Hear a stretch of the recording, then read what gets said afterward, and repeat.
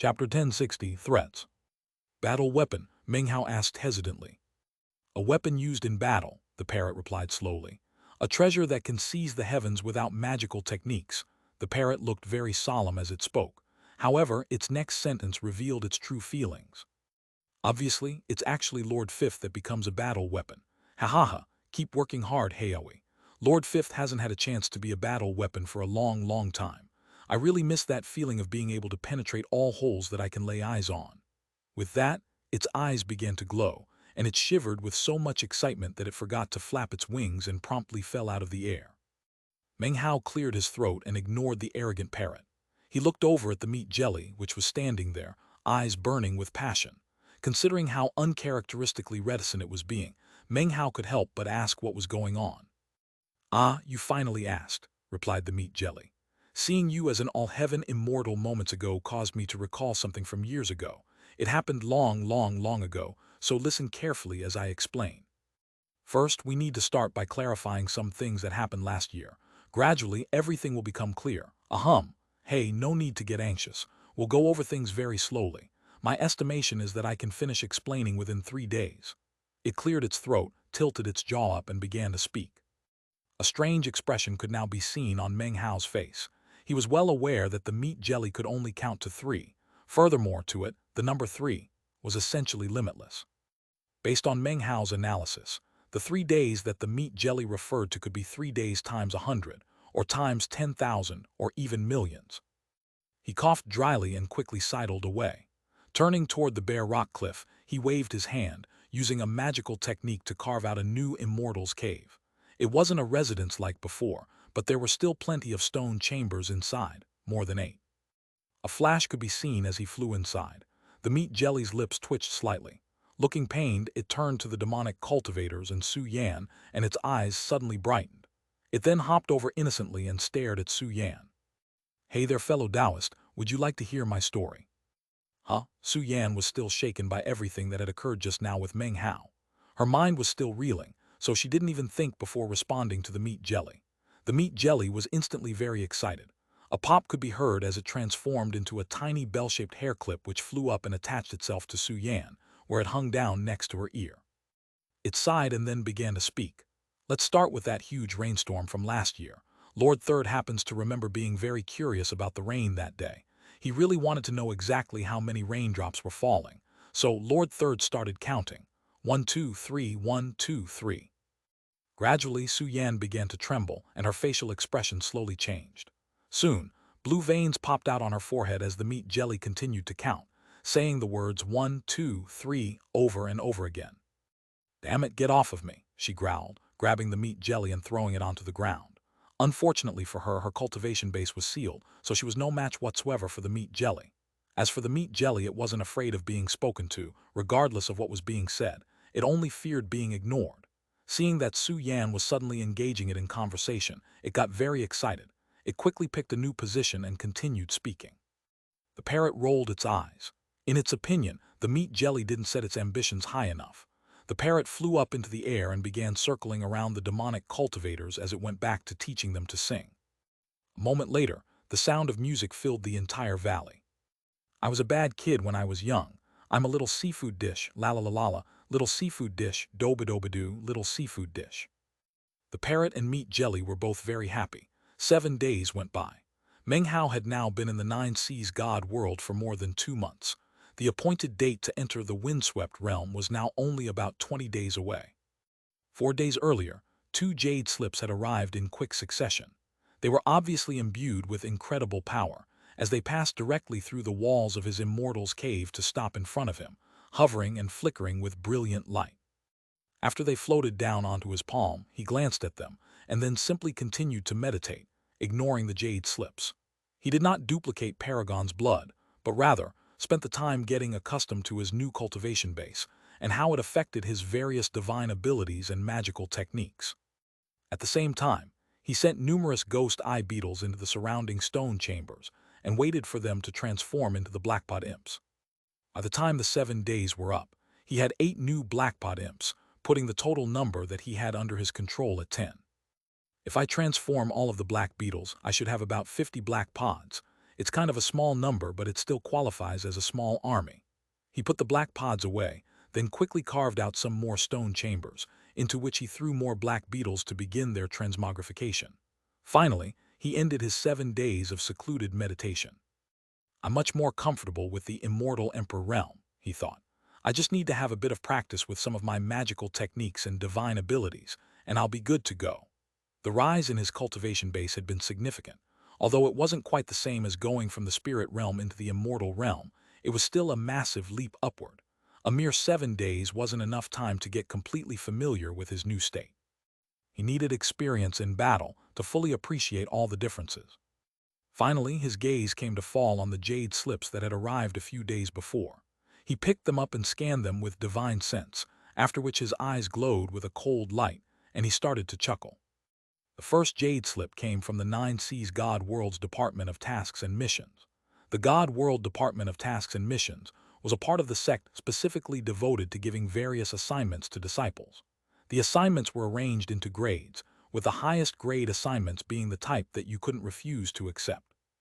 Of course, most such assignments were essentially given out as trials by fire. Although they were often dangerous, they would never exceed the capabilities of the disciples they were assigned to.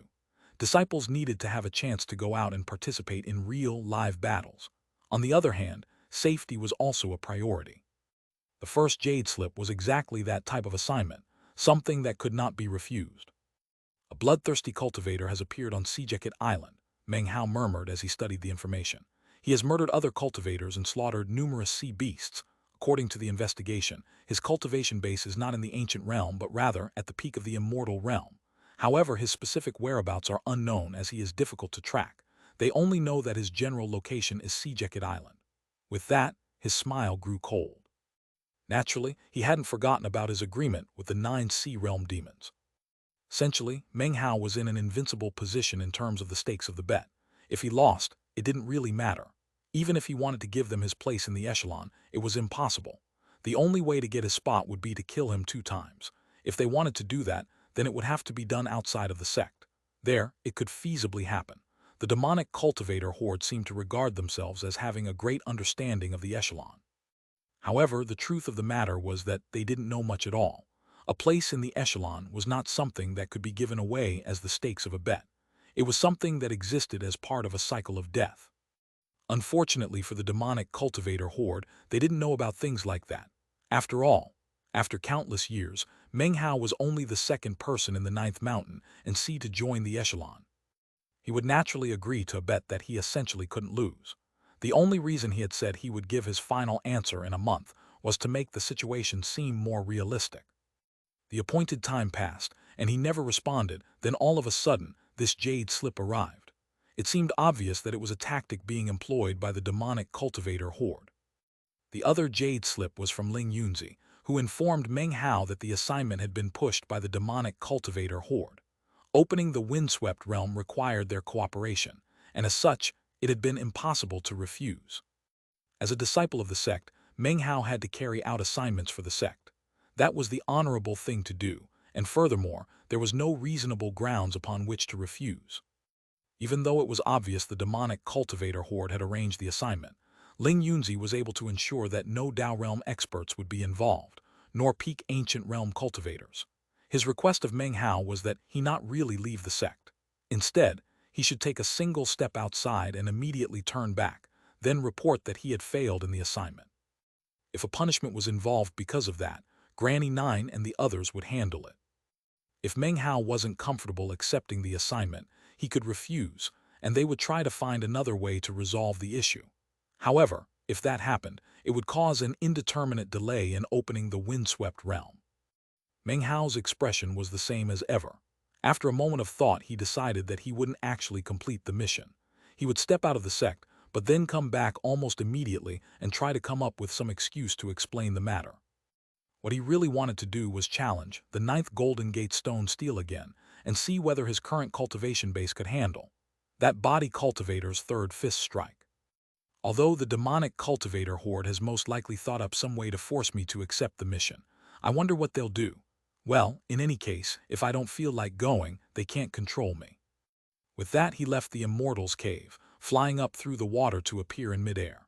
He didn't stop for a moment, but instead shot directly towards the main gate of the Nine Seas God world.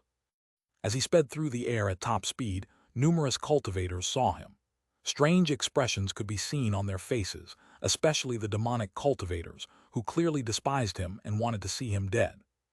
News about Meng Hao's bet with the Nine Sea Realm demons had long since spread throughout the sect.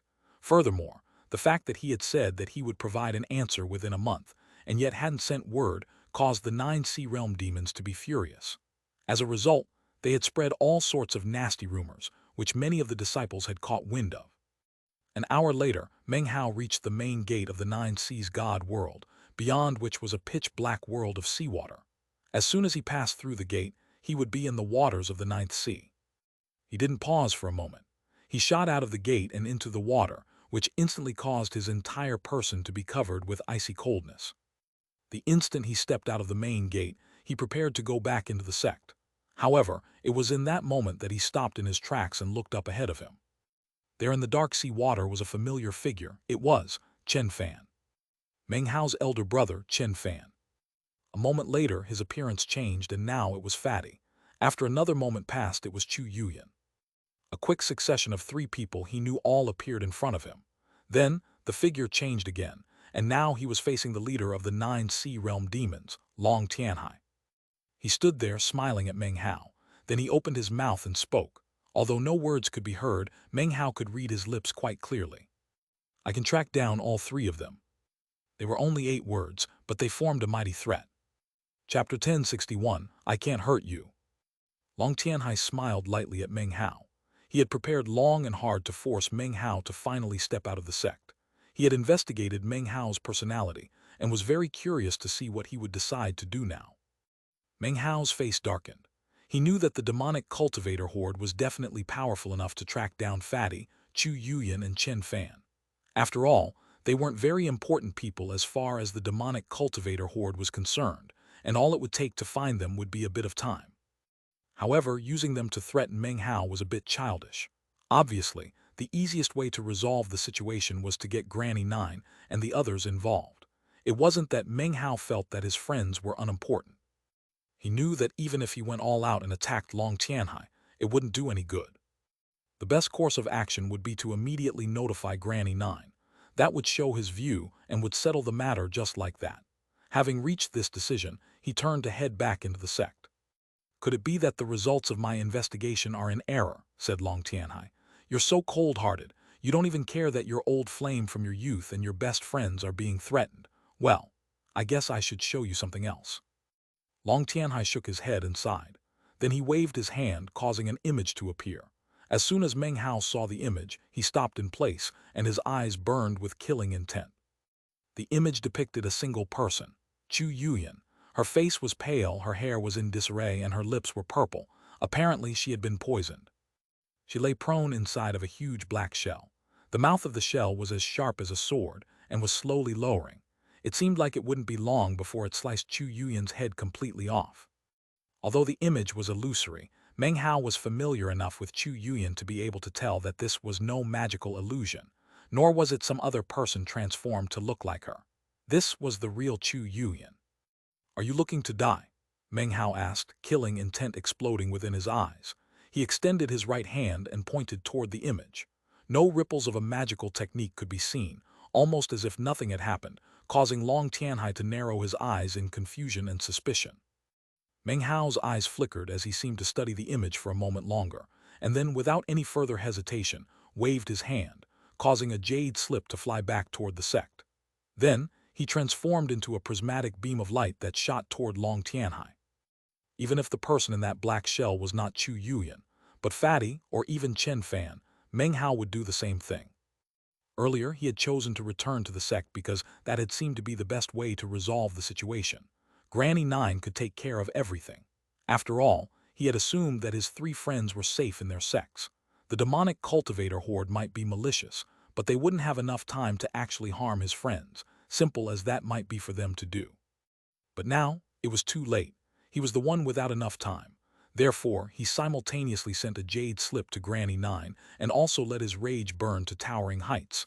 Considering he had no other options left, he would pick the one option he had in front of him. He attacked, killing intent boiling. Long Tianhai smiled slightly as his body suddenly flickered and began to fade away. "It seems I overestimated you," he said. "Apparently you didn't notice that this is just an illusory projection. Even if I didn't disappear, you still couldn't hurt me. I guess there's no harm in telling you that the demonic cultivator horde didn't originally plan to do anything to your old flame or your other friends. That was my idea, and we 9 Sea Realm demons were the ones who actually kidnapped her." Long Tianhai chuckled and shook his head, seemingly deeply moved by his own methods. "Go finish your assignment," he continued. "Chu Yuyan is on Sejacket Island. Don't worry, it's not a trick. I can promise you that she's really there. However, if you're not fast enough, if you're even the least bit too slow, she'll die. You only have 2 hours." As he faded away, Long Tianhai laughed at the sheer pleasure of seeing Meng Hao like this, and at the joy of being completely confident in his plan. However, before he faded away completely, Meng Hao snorted coldly. "You think I can't hurt you," he said, extending his hand and pointing toward Long Tianhai. The wave of his finger unleashed his demon sealer's aura. Hexing magic spread out, transforming into the 7th demon sealing hex. Karmic hexing. As soon as the hex was unleashed, a boundlessly terrifying karmic power exploded out. Now that Meng Hao had absorbed the blood of Paragon 9 seals, his demon sealing magical techniques were exponentially more powerful.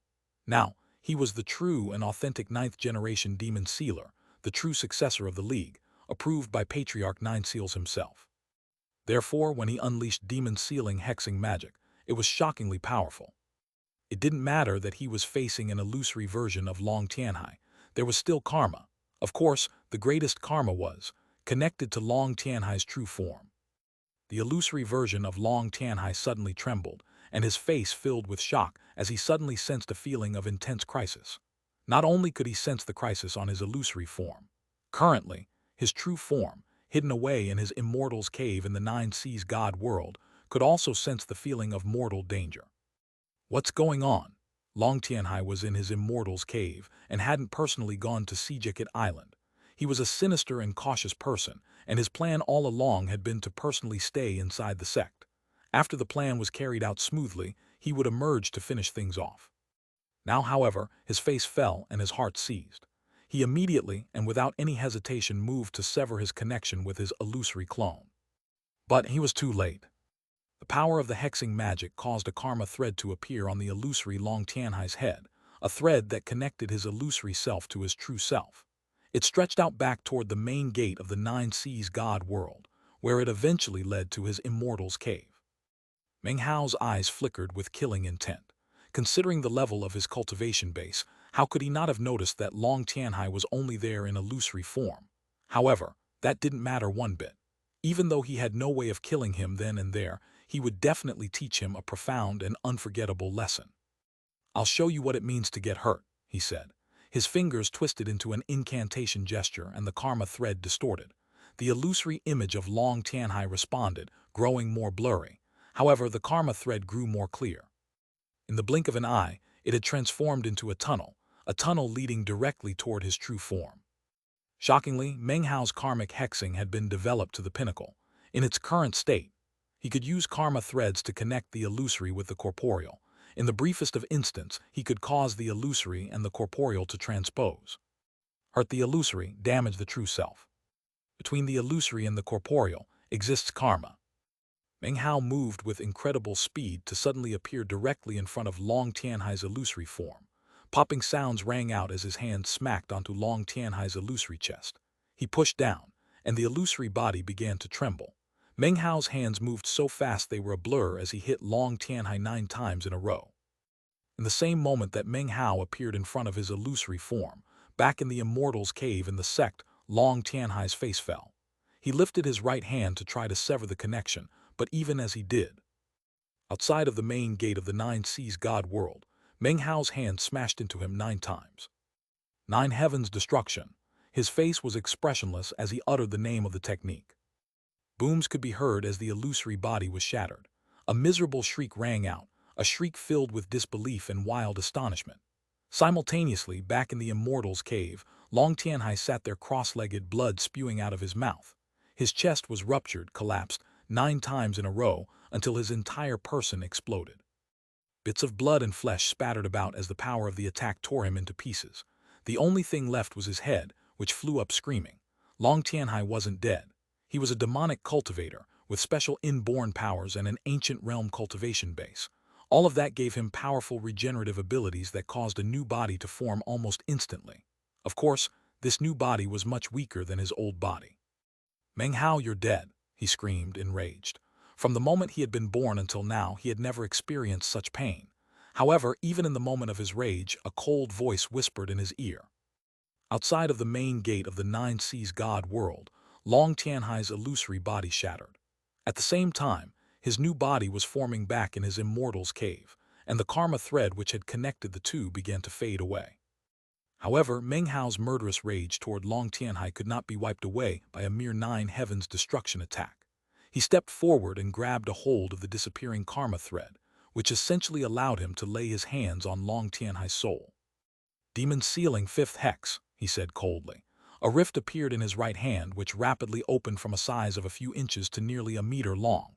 Then, the rift and the karma thread both disappeared. When the rift reappeared, it was directly in front of Long Tianhai in his immortal's cave. It was like a terrifying, gaping maw that instantly caused Long Tianhai to let out a scream of disbelief. Even as he backed up, the mouth chomped down, transposing inside and out. Half of Long Tianhai's body was consumed by the rift, and crunching sounds could be heard as blood sprayed out in all directions. He now had only half of a body left. Screaming miserably, his inborn abilities kicked in again, causing another bizarre regeneration to occur. However, to restore himself twice in a row in such a way caused his chi and blood to be significantly weaker, by more than half. Although he had recovered, his face was pale, and he was trembling with astonishment. He had no idea how Meng Hao had been able to injure his true form by hurting his illusory body. In fact, if he had reacted even one bit slower just now, he would have been killed. Long Tianhai was now terrified, for the first time ever. Meng Hao's bizarre technique gave rise to an unprecedented level of fear in his heart. How could he be so powerful? He's far more powerful than my investigation indicated. Damn it, it's only been a month since I saw him last. How could he have gotten so much stronger so quickly? Could it be that he was hiding his true power all along? No, that can't be. It must be that he's just really skilled with that technique. Long Tianhai was trembling. Meng Hao left him completely scared witless. Outside of the sect, Meng Hao's eyes flickered with killing intent. By means of Long Tianhai's karma thread, he could sense Long Tianhai's position and knew that he was still in the sect. From that, he could tell how cautious Long Tianhai was. Earlier, he had also employed karmic hexing in the same way on the image of Chu Yuyan to determine her exact location. "Long Tianhai, when I return, it won't matter who's protecting you. I'm going to kill you." With that, his body flickered like lightning as he headed toward Chu Yuyan. /expand. Meng Hao shot towards Sejiket Island with lightning speed. Now that he was eternally within the immortal Emperor realm, he truly looked like a lightning bolt as he sped forward, dazzlingly fast. It was a speed that even the early ancient realm couldn't achieve, and was more akin to someone with 6 or 7 extinguished soul lamps. And that was while he was still under the pressure of the Ninth Sea. If he left the Ninth Sea, his speed would be even greater. As he shot along beneath the surface of the water, he only continued to move faster and faster, causing raging waves to roll out on the sea's surface. Killing intent raged in his heart. His eyes flickered with coldness. It had been a very long time since he had been this angry, since he had itched with the desire to kill. At the moment, it didn't matter who got in his way, they would fall victim to his rage and his desire to kill. Kidnapping friends to use as hostages was taboo in the cultivation world. Few people would dare to do such a thing. Everyone had friends and relatives, so if people engaged in such practices, it would lead to widespread chaos.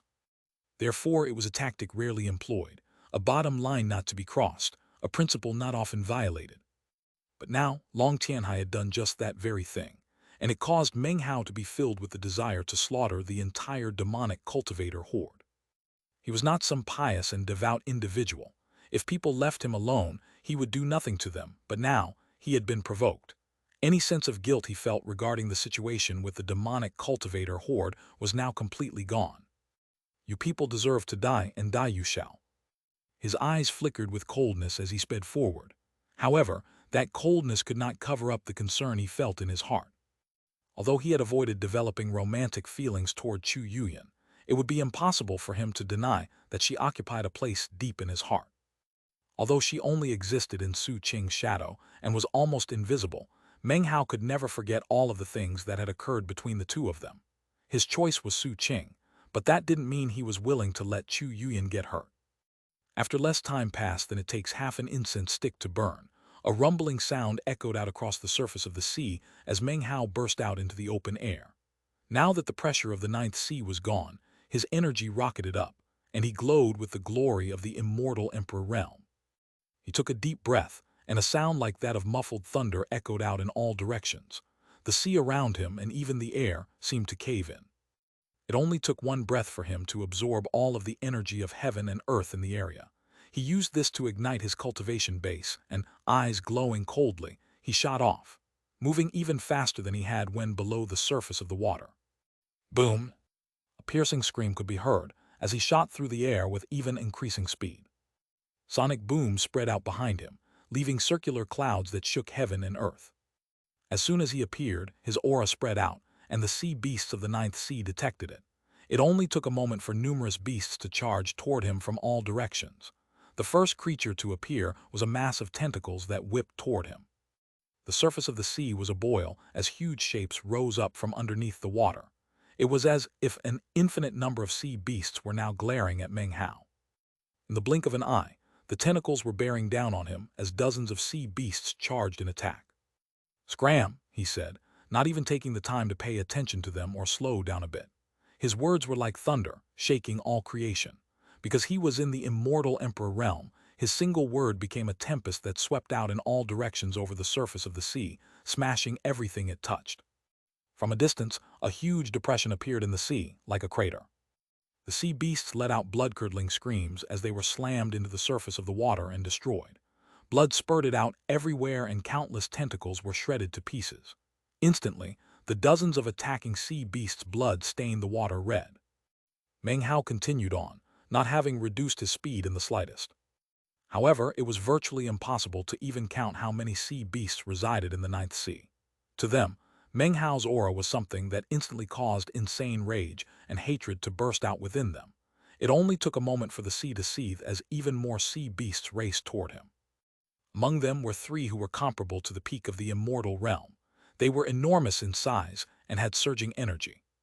"Looking to die," Meng Hao said, his eyes flickering with killing intent. He waved a finger, instantly causing hundreds of thousands of mountains to drop down from above. These mountains were the manifestation of his mountain-consuming incantation. With his immortal Emperor cultivation base, the hundreds of thousands of huge mountains linked together into a mountain chain, which was far more powerful than any of the sea beasts. Crush them to death. Meng Hao's eyes flickered with murder as the hundreds of thousands of mountains smashed down toward the surface of the sea. Countless miserable shrieks could be heard as the sea beasts' bones were crushed, and their blood sprayed out in all directions. Meng Hao sped forward at top speed, crushing anything that got in his way.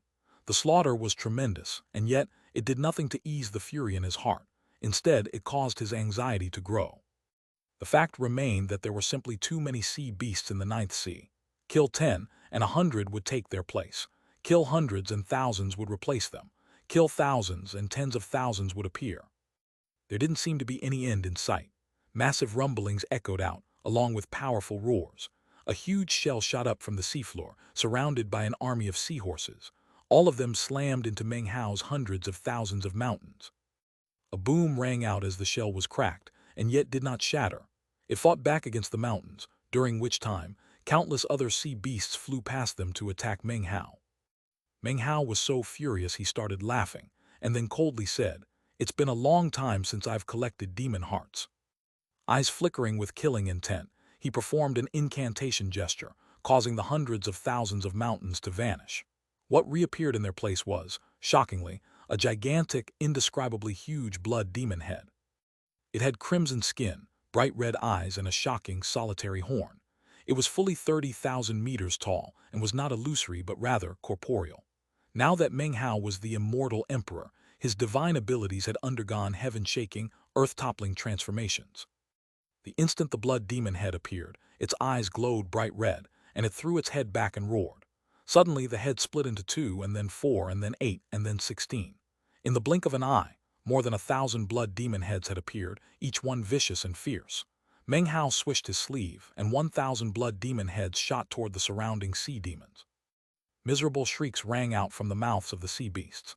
As soon as a blood demon head touched a sea beast, the sea beast would rapidly wither and would be killed in body and spirit. Within only a few breaths of time, a massive slaughter was carried out. Thousands of sea beasts were all killed. Numerous sea demon hearts flew out, which Meng Hao collected with the flick of a sleeve.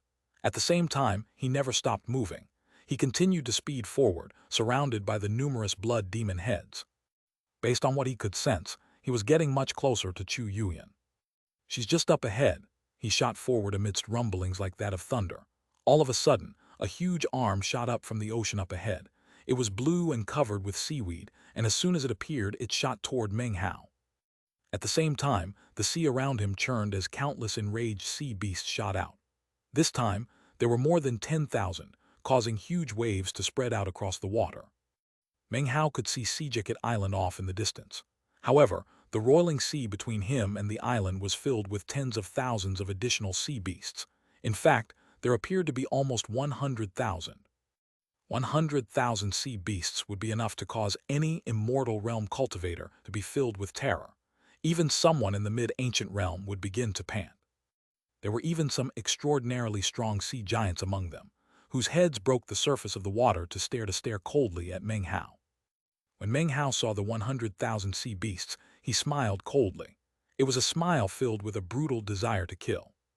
If all 100,000 of these sea beasts die here today, then maybe a bit of my rage can be sated. With that, he extended his right hand, within which appeared, shockingly, a globe of flame. The essence of divine flame.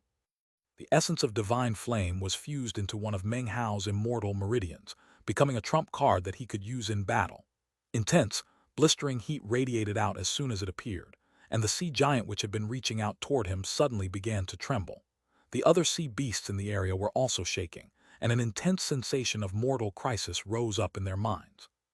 They weren't very intelligent, but that didn't make them any less afraid of dying. Just as they began to back up, Meng Hao viciously tossed the essence of divine flame down toward the ninth sea. The essence of divine flame turned into a streak of dazzling flame that slammed into the water. Sea beasts began to scream and back up, but unfortunately for them, it was too late. The essence of divine flame sank into the water, and instantly, roiling heat exploded out. The surface of the water began to steam as intense heat caused the sea water to begin to boil. In the blink of an eye, the temperature of the water reached an unbelievable level. This was not ordinary water, and it was not an ordinary temperature. It was so intensely hot that it could snuff out the life forces of mighty beings. This entire part of the sea was now so hot that it was beginning to evaporate. The nearest sea beasts screamed miserably as they were boiled alive, causing their bodies to fall apart into pieces. It didn't matter how tough their armored hides were, they became bright red. The gigantic shell could do nothing to fight back, and a miserable shriek could be heard as it was annihilated. The intensity of the heat set the entire sea in the area into a boil. Blood-curdling screams rang out in all directions. The sea giant screamed and the sea beast struggled. All was in vain. It only took a brief moment for the entire area to turn into a gigantic kettle. The ninth sea was the water, and the essence of divine flame provided the heat. The sea was being used to stew up some seafood. Chapter 1063, Paragon rocks the might of the sea. How tragic. As the sea around Sea Island boiled, and the broken corpses of numerous sea beasts floated up, Meng Hao waved his right hand, causing the sea to part. The essence of divine flame flew up into his palm and disappeared. Meng Hao didn't even glance at the surface of the sea. With a flash, he shot forward towards Sea Island, which rapidly grew larger and larger in his field of view. As he neared the island, 8 mighty auras suddenly arose. Shockingly, all of them were of the ancient realm. Each one had 3 or 4 extinguished soul lamps, and were obviously 8 of the 9 sea realm demons. They were also chosen of the demonic cultivator horde, people who had long since left the immortal realm and stepped into the ancient realm. Currently, they were bursting with incredible energy, almost as if they were sending a message to Meng Hao, that they were waiting for him. Even though they had surely been watching the scene which had just played out, they were as arrogant and tyrannical as ever. As for Meng Hao, he could tell without a doubt that Chu Yuyan was there on the island. Furthermore, in addition to her aura and the auras of the 8 demonic cultivators, there was an additional aura on the island. That aura was deeply hidden in the heart of the island, almost as if it were in command of the whole area. Currently, it was coldly observing as Meng Hao neared, apparently believing that Meng Hao could not detect it. It only took a single glance for Meng Hao to be able to tell that this person's cultivation base was in the ancient realm with 6 extinguished soul lamps. That counted not as the early ancient realm, but the mid-ancient realm. As far as the demonic cultivator horde was concerned, Meng Hao might be powerful, but he was still a mere immortal realm cultivator. The only thing they felt they needed to fear was when he absorbed a nirvana fruit, like he had on planet East Victory. At that time, he had temporarily risen into the immortal Emperor realm, giving him sufficient battle prowess to slay 2 ancient realm cultivators. However, they viewed that as a mere temporary boost in battle prowess. He wasn't capable of maintaining such power for very long, which meant that they could definitely beat him. Furthermore, as an extra precaution, they had taken even further steps to prepare. They had set up a trap that was as dangerous as a dragon's pool or a tiger's den. Meng Hao could see how well they were prepared and could also sense the presence of a powerful spell formation on the island. Although he frowned, he didn't slow down at all but instead sped up. There are some things in life that just have to be done.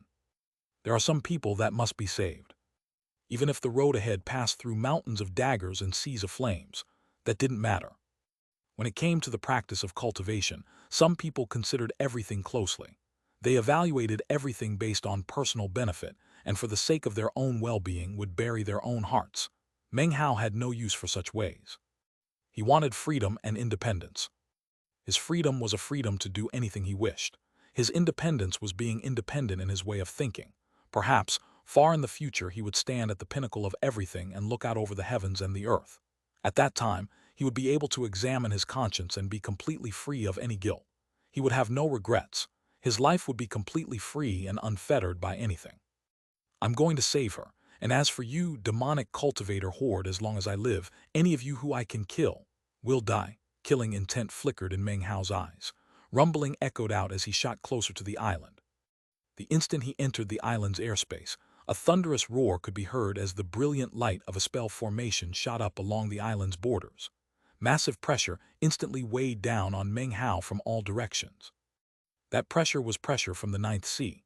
The island's spell formation had only one function, and that was to focus such pressure. As a result, the pressure weighing down on Meng Hao was instantly greater than what he felt inside the Nine Seas God world, and was increasing rapidly. The spell formation might seem simplistic, but it was very effective and was perfectly targeted against Meng Hao. Meng Hao was a newcomer. Although he had been in the Nine Seas God world for 2 months or so, he couldn't possibly compare to these demonic cultivators who had been born in the Ninth Sea. They were extremely accustomed to the pressure, and he was not, making it his most obvious weakness. To the demonic cultivator horde, the pressure posed no obstacle to them at all, not unless they went down far enough to where the pressure reached incredible levels. However, the effect it had on Meng Hao was significant. A boom could be heard as he suddenly felt as if countless mountains were crushing down onto him, destabilizing his flight momentarily. It was a downward force that seemed like it would shove him to the ground and prevent him from ever standing back up. The pressure continued to mount. In the blink of an eye, it had reached a level multiple times greater than that in the Nine Seas God world. Meng Hao could even sense his cultivation base falling rapidly as a result. And yet he sped along as quickly as ever, gritting his teeth, as he got closer and closer to Chu Yuyan. Suddenly, snide, mocking laughter rang out. "So Meng Hao, it turns out that you're loyal and affectionate after all. Well, that's good. If you had kept being stubborn, hiding away and refusing to agree to our wager, things would have gotten difficult for us.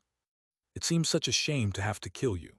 Along with the laughter, 8 demonic cultivators flew toward Meng Hao in prismatic beams of light. Meng Hao suddenly stopped in place. The pressure weighing down on him was making him tremble, but his eyes were as icy cold as ever. "Didn't I say that we didn't even need to use the spell formation?" said one of them. "This brat's cultivation base is so weak we could crush him without it." One by one, the 8 demonic cultivators became visible. All of them were chuckling coldly as they neared Meng Hao. Meng suddenly laughed and said, "Apparently Long Tianhai didn't tell you yet." "What's that supposed to mean?" replied one of the 8 demonic cultivators, a woman. Her cultivation base was the strongest of the group, her 5th soul lamp being mostly extinguished. From the look of it, she could complete extinguishing it at any moment. Her eyes flickered, as if she was suddenly experiencing an ill premonition. Meng Hao chuckled darkly. The pressure weighing down on him was terrifying, but nonetheless his energy suddenly shot up. A tempest kicked up around him, which spread out in all directions, causing the island to quake and the sea to froth.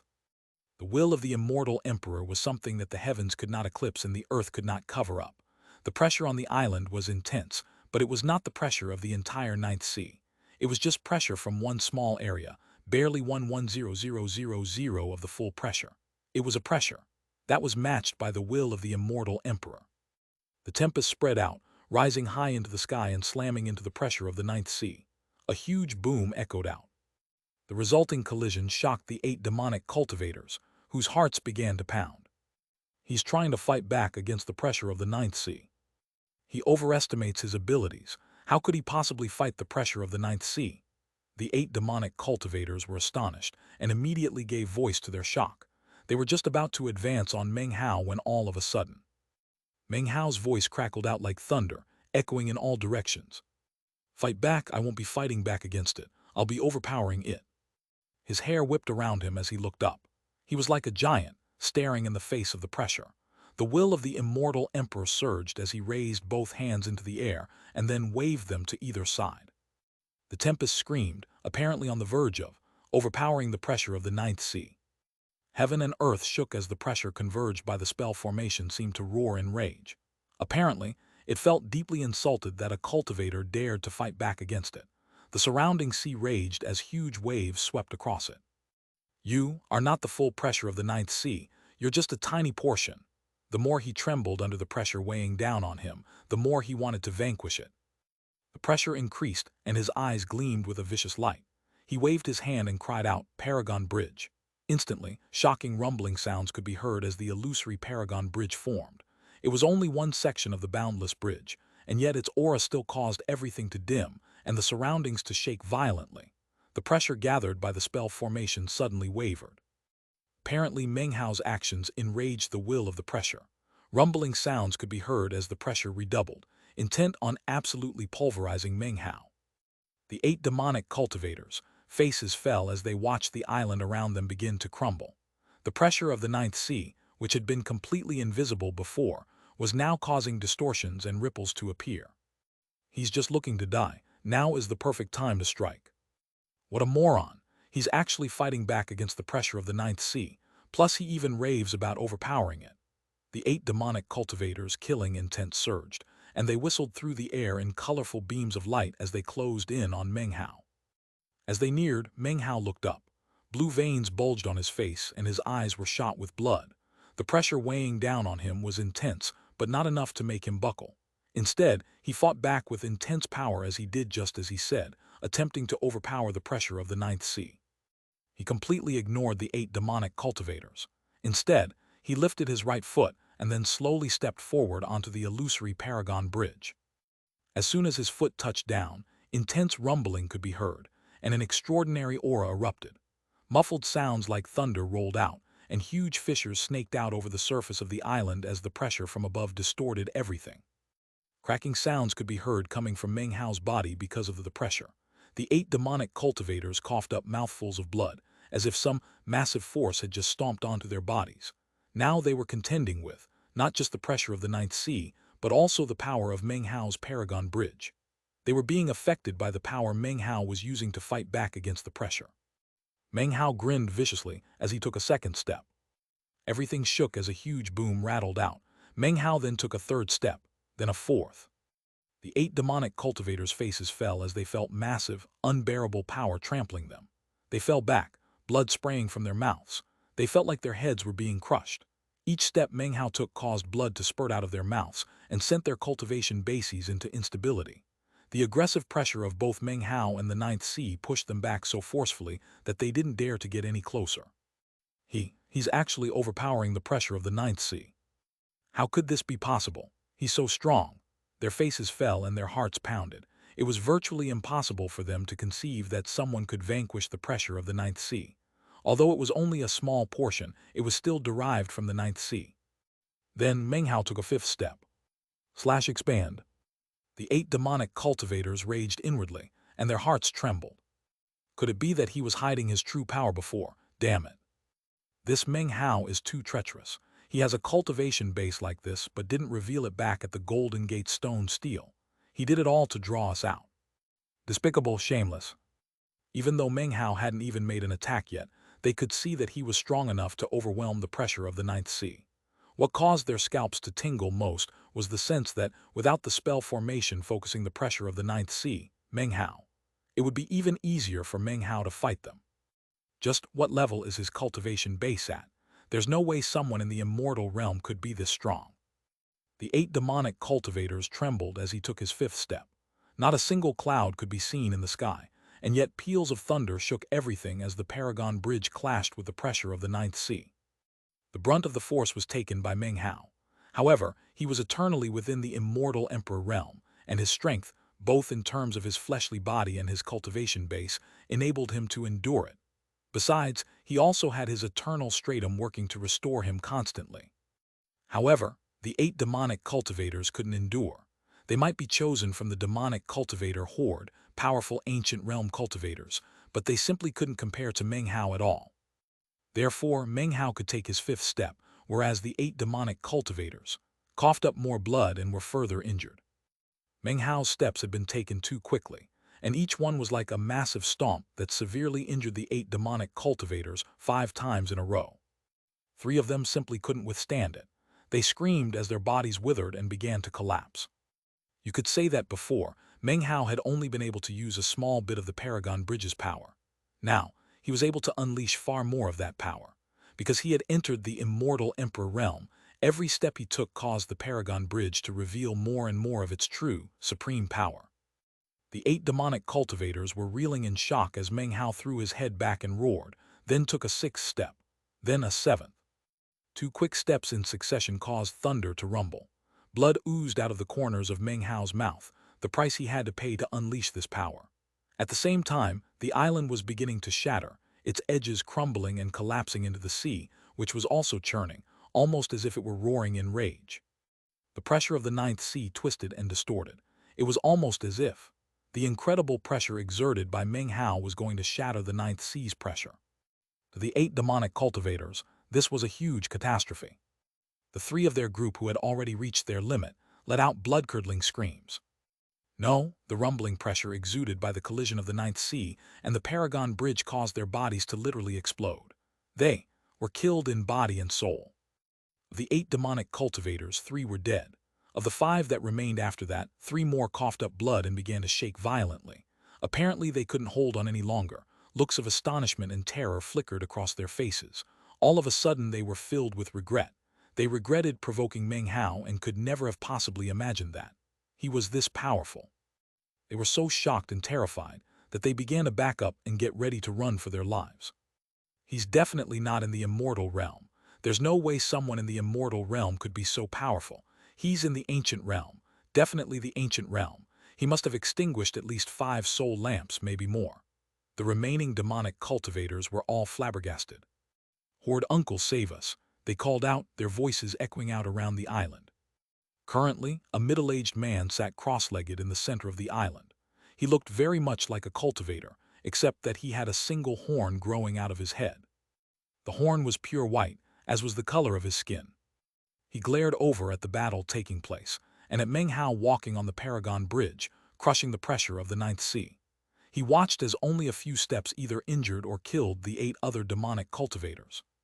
What he was seeing caused him to pant and even gasp.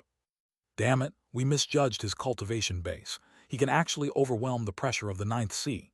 At this point, me stepping in won't do any good. I have to wait until his power fades. If his final step shatters the pressure of the Ninth Sea, then I'll have to flee.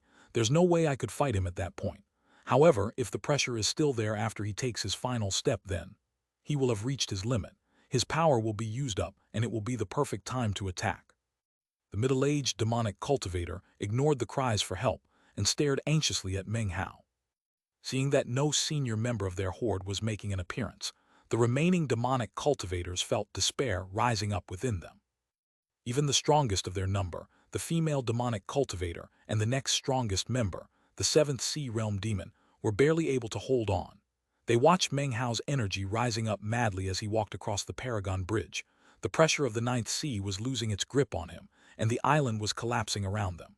The female demonic cultivator gritted her teeth and screamed. Her 4 extinguished soul lamps suddenly swirled into motion, and she charged forward toward Meng Hao.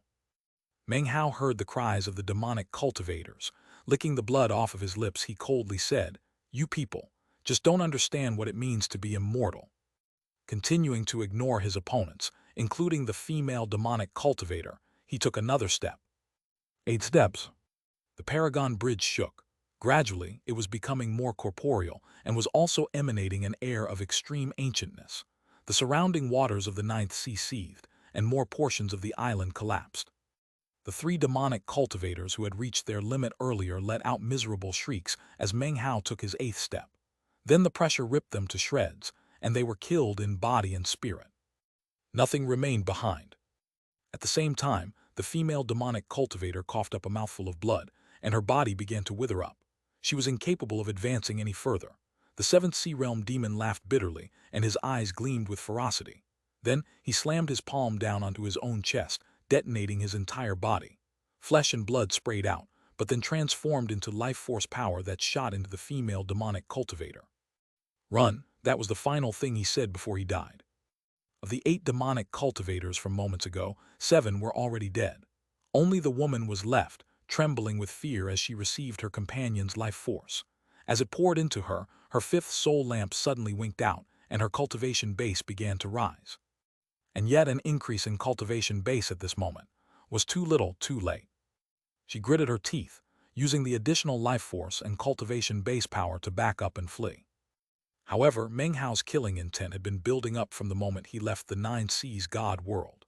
He would not allow any living enemy to escape.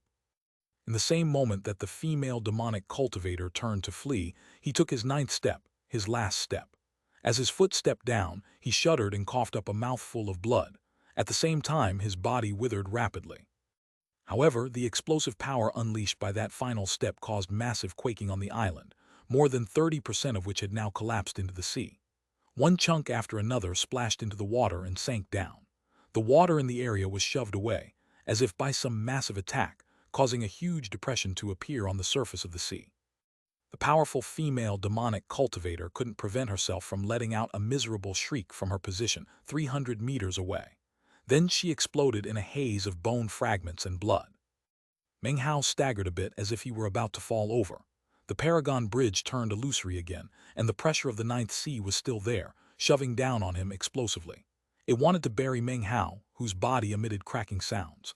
He was clearly in a very sorry state, so tattered that his appearance was appalling. Just when he was about to fall over, just when the pressure of the Ninth Sea was about to inundate him, a long peal of laughter rang out from the center of the island. A figure shot out as fast as lightning to appear directly in front of Meng Hao. An explosive ancient realm aura of 6 extinguished soul lamps filled the area. Die? It was none other than the middle-aged demonic cultivator who had been waiting this whole time for this one chance. He could almost visualize himself striking Meng Hao, turning him into a cloud of blood. However, destroying his body would not kill his soul, which he would need to use special magic to extract and condense the mark of the echelon from. However, it was still no different than a fatal blow.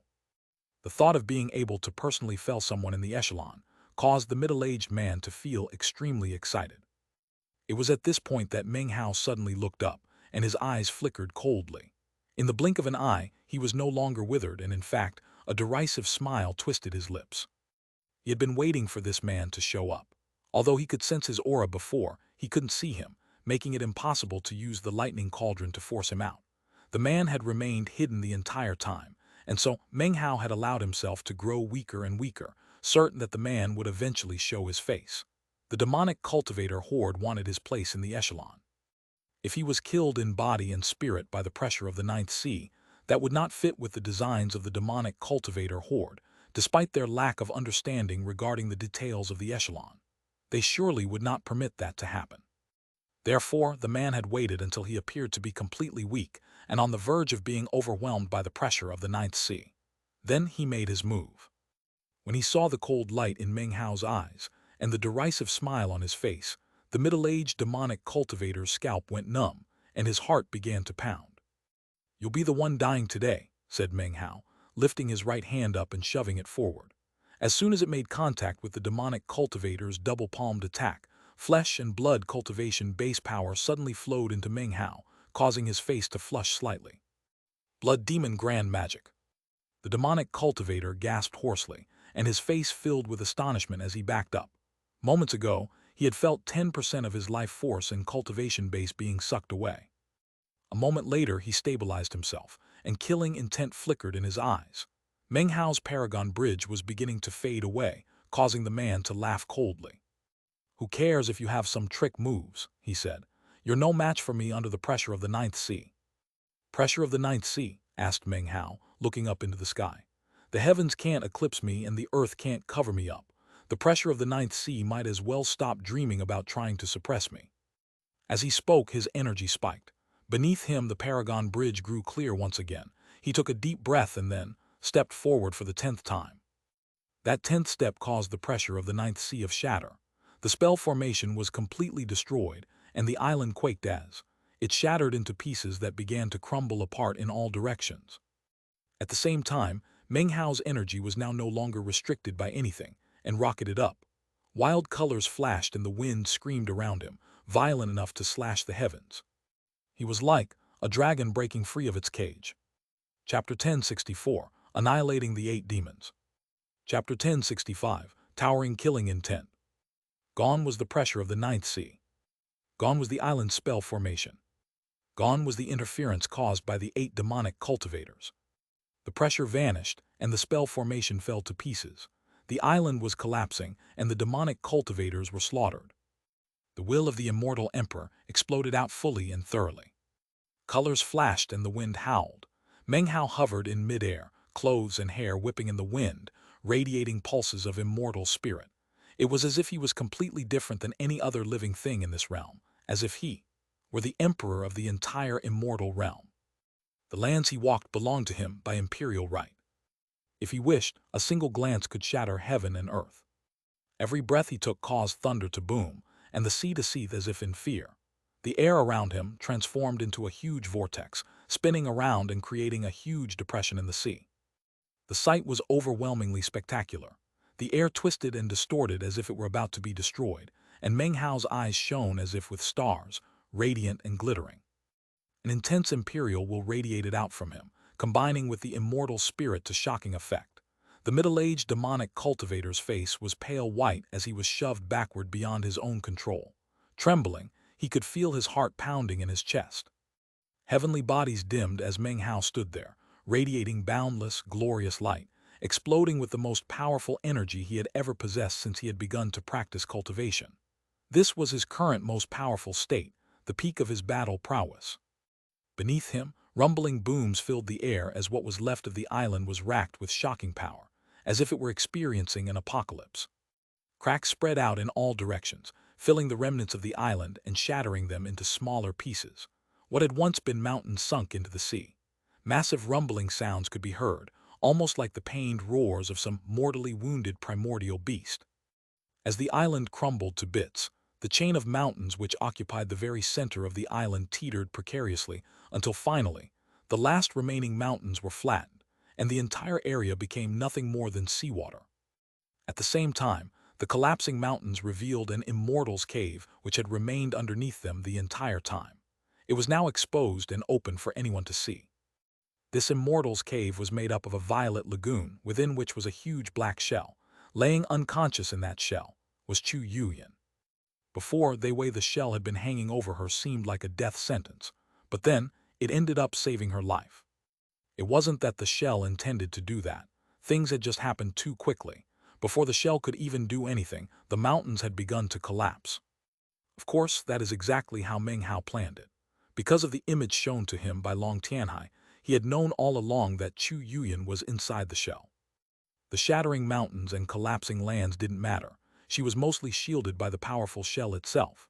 They were all improvised tools he had meticulously manipulated to save Chu Yuyan. Now, as soon as he caught sight of her, he flashed in her direction as fast as a shooting star. Before blinking your eyes, you would have seen him off in the distance. After blinking your eyes, you would have found that he was in the collapsed immortal's cave. The black shell trembled and was about to snap shut and decapitate her. It was in that moment that Meng Hao suddenly shouted, "Hex!" The 8th demon sealing hex was unleashed, causing the black shell to shudder to a stop. It was now incapable of closing. Meng Hao appeared in front of it, reached out and grabbed the bottom half of the shell with one hand, the top half with the other. His eyes flickered with killing intent, as he then drew upon the full power of his fleshly body to wrench his hands in opposite directions. A cracking sound rang out, along with a miserable shriek, as the black shell was ripped apart. It was completely torn in two. As the final remnants of the mountains and land sank into the ocean, Meng Hao held Chu Yuyan in his arms and poured cultivation-based power into her. Instantly, he could sense the deadly poison inside of her. The poison was pernicious, but Chu Yuyan's body was still fighting back against it, despite having clearly been poisoned for quite some time. Apparently, she had some innate resistance to it. However, it was a tricky poison. After pouring some cultivation-based power into her, Meng Hao realized that the poison was somewhat self-aware. It actually avoided him, and in the blink of an eye, it seemed to realize that it was no match for him in a direct fight. Therefore, to resist Meng Hao's immortal power, it was threatening to make Chu Yuyan's body the battleground. Trying to force it out would surely harm her. If things got out of hand, Chu Yuyan would end up even more hurt than she already was, and her situation would be impossible to reverse. Even if Meng Hao didn't do anything drastic, however, her life force would still drain away. It wouldn't be very long before she was completely withered up, the flame of her life force completely extinguished. Meng Hao's eyes shone brightly, and rage began to burn in his heart. Chu Yuyan had not yet reached immortal ascension, and was still in the Tao-seeking stage. However, in their attempts to snag a place in the echelon, the demonic cultivator horde had sent ancient realm cultivators to capture and poison her, a mere Tao-seeking cultivator. That was not just accomplishing things by fair means or foul. That was acting with complete wickedness and villainy. The killing intent in Meng Hao's eyes flickered intensely. Suddenly, in the same moment that his immortal power touched the deadly poison, blood oozed out of the corners of Chu Yuyan's mouth, and her eyes flickered open. The only thing she could make out was Meng Hao, standing there in front of her.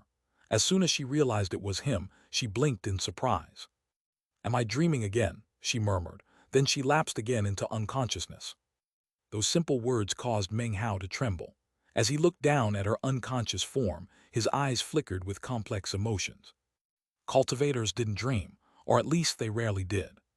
The higher a cultivator's cultivation base, the less likely they were to experience dreams. Although Tao-seeking cultivators didn't count for much to Meng Hao, to many people, they were the pinnacle. The next step beyond that was the immortal realm. At such a level of cultivation, dreams simply shouldn't occur. If they did, it likely indicated that the cultivator was afflicted by an inner devil. If she didn't have an inner devil and yet still dreamed, then how intense must her thoughts and emotions have been to cause such a thing to happen? And then there was that word again, which seemed to indicate that it had happened more than once. Chu Yuyan's muttered words caused Meng Hao to understand exactly what was going on in her heart now that she had left planet South Heaven. He sighed and looked up. When he did, his eyes flickered with even more intense, murderous intentions. The angrier he got, the more he wanted to kill. He suddenly shot up into the air, turning around coldly to face the shocked middle-aged demonic cultivator. "Impossible," the man gasped. His face flickered and his scalp tingled to the point where it felt like it would explode. He still couldn't believe that Meng Hao had actually overwhelmed the pressure of the Ninth Sea. He almost didn't even notice that the island had collapsed and that Meng Hao had saved Chu Yuyan. He suddenly realized that he was standing directly in front of someone who had shattered the pressure of the Ninth Sea. Even though his own cultivation base was clearly much higher compared to Meng Hao's, all of a sudden he realized that he was the one who was afraid. In fact, when Meng Hao's gaze locked onto him, he subconsciously backed up and then prepared to flee. But could Meng Hao really let him go? The intensity of his killing intent was impossible to even describe. As the middle-aged demonic cultivator turned to flee, Meng Hao threw his head back and roared. That roar was packed with the will of the immortal emperor, causing everything to shake violently. The air shattered as a massive wind sprang up in all directions. As the wind screamed into motion, it caused pressure to build up, as if it were replacing the power exerted by the Ninth Sea. "Are you mmmmblllly?" The demonic cultivator trembled as the wind swept across him. Blood spurted out of his mouth and his face went deathly pale. He currently had no will to fight whatsoever, and in fact felt a sensation of intense, deadly crisis caused by none other than Meng Hao. He's even stronger than before. Damn it, how could he be so terrifying? In a panic, the demonic cultivator bit the tip of his tongue and spit out a mouthful of blood to unleash a secret magic. It instantly gave him a burst of speed, and yet, before it could get him very far, electricity danced around Meng Hao as the lightning cauldron appeared. Rumbling echoed out as he then switched places with the man. In that moment of transposition, the middle-aged demonic cultivator let out a hoarse shout of astonishment. Suddenly, he was no longer far off in the distance. Furthermore, the sudden burst of speed was not helping him escape, but was actually helping to hasten him toward death. That was because directly ahead of him was Meng Hao. It was almost as if he had taken the initiative to charge at Meng Hao. Just when he was about to change directions, Meng Hao suddenly waved a finger. Eighth Demon Sealing Hex. The demonic cultivator's body lurched to a halt, and he hung there in midair, coughing up blood as Meng Hao strode toward him through the air, waving his finger a second time. Demon Sealing Seventh Hex. Massive amounts of karma appeared in response to the wave of his hand. It transformed into a mark which completely sealed the demonic cultivator's karma. Because Meng Hao had absorbed the paragon's blood, his demon-sealing magical techniques had experienced explosive changes. All of a sudden, his seventh hex was revealing a new transformation. Seal the eyes, remove sight. Seal the nose, remove smell. Seal the throat, remove speech. Seal the ears, remove hearing. Seal the senses, remove reaction. Seal the world, seal everything. Everything by means of karma. The demonic cultivator screamed as, all of a sudden, his entire world went blank. He could feel nothing and sense nothing, not even heat or cold or auras. It was as if everything had vanished, and he was faced with pitch-black nothingness. He could not see, hear, smell, or sense anything. No, he trembled as he realized that, not only had he lost connection with everything, but his cultivation base was also locked in place. He couldn't flee even if he wanted to. Meng Hao appeared in front of him, eyes bloodshot and face cold. He lifted his hand, and that hand suddenly seemed to transform into a blood demon head. Demonic cultivator horde, that which you have taken away from Chu Yuyan will be taken back by me. The words were spoken softly, but they were like an icy wind. Unfortunately for the demonic cultivator, he couldn't hear them at all. Meng Hao's hand touched the man's forehead and a tremor ran down through the man. His body withered up, but he was incapable of screaming. His life force, his cultivation base, everything that was him, was sucked away by Meng Hao and transferred into Chu Yuyan. This was none other than the blood demon grand magic. /expand. It is impossible to even describe the pain of having one's life force absorbed by the blood demon grand magic. Only someone who has experienced it could possibly know the feeling.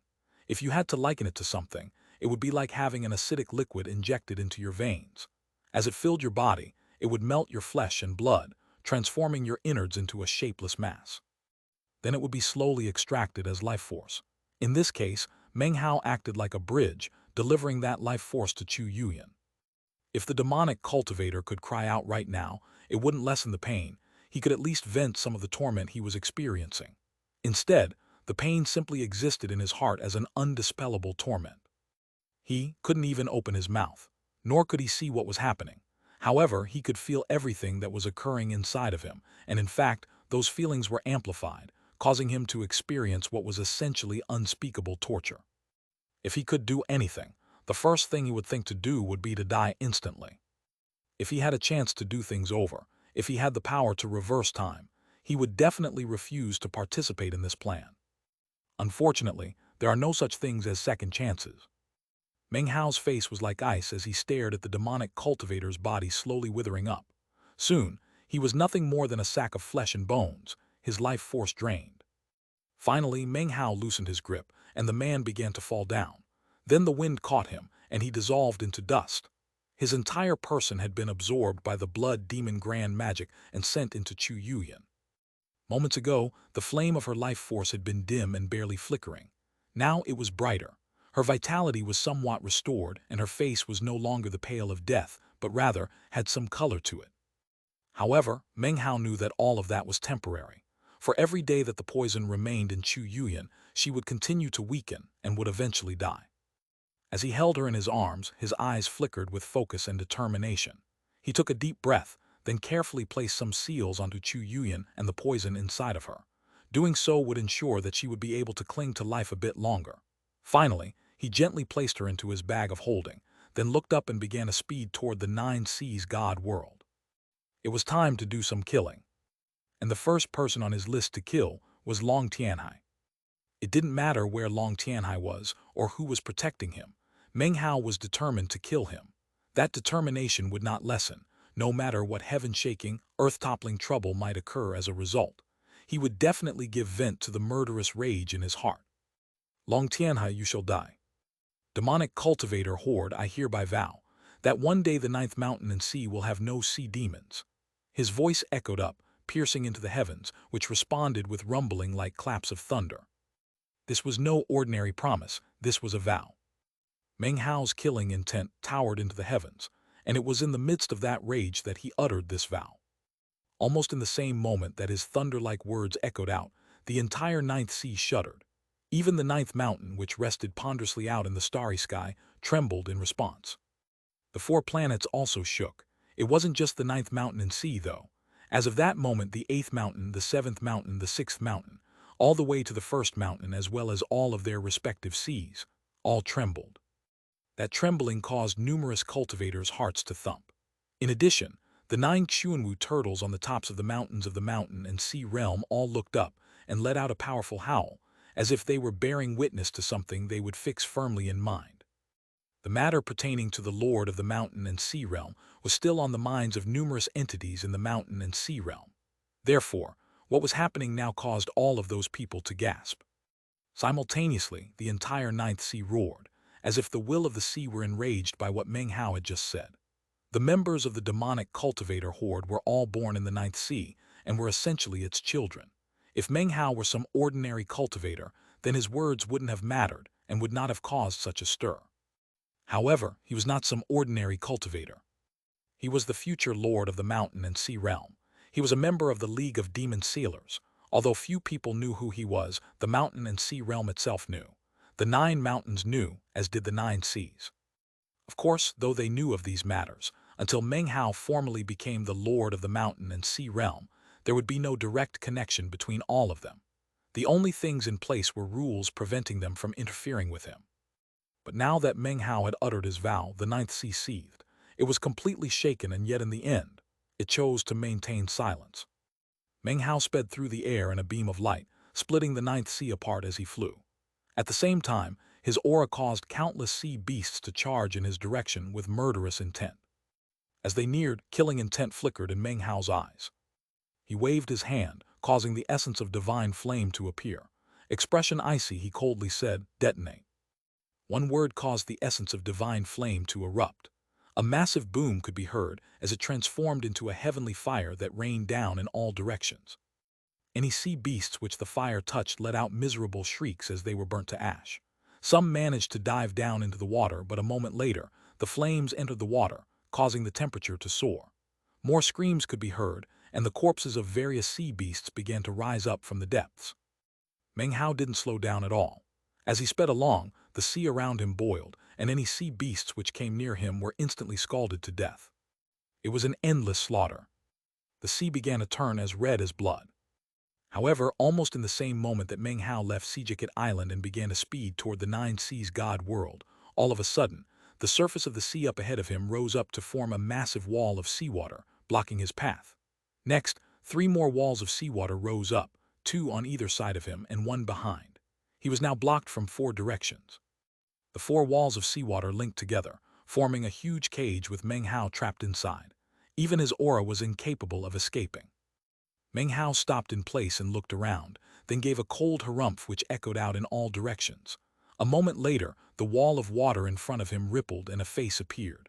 Shockingly, it was not the face of a cultivator, but rather an enormous sea dragon. It was pitch black and matchlessly vicious, and its eyes glittered with cold arrogance as it looked at Meng Hao. Standing on top of the dragon's head was an old man with his hands clasped behind his back.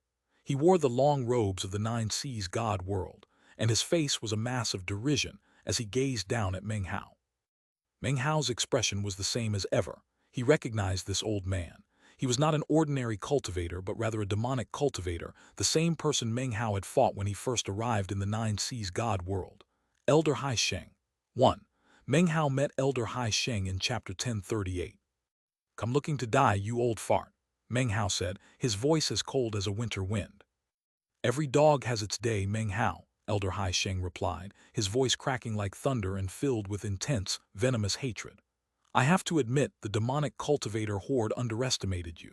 The Sijikit Island plan failed and the island itself was destroyed. However, with me here, you'll die all the same. Don't try to escape my little death trap. It will only open up after someone gets killed. Anyone who tries to force it open, even me, will be hit with a shocking backlash. It's special that way. For the same reason, nobody outside can see what happens in here. Oh, and the natural laws have been changed so that you can't use that teleportation cauldron either. And if you're thinking of trying to get Granny 9 and Ling Yunzi to come save you, well, let's put it this way. The demonic cultivator horde has prepared long and hard to kill you. Granny 9 and Ling Yunzi are currently being delayed by the demonic cultivator horde patriarchs. Nobody will be coming here to interfere or to save you. Today, you absolutely, positively will die.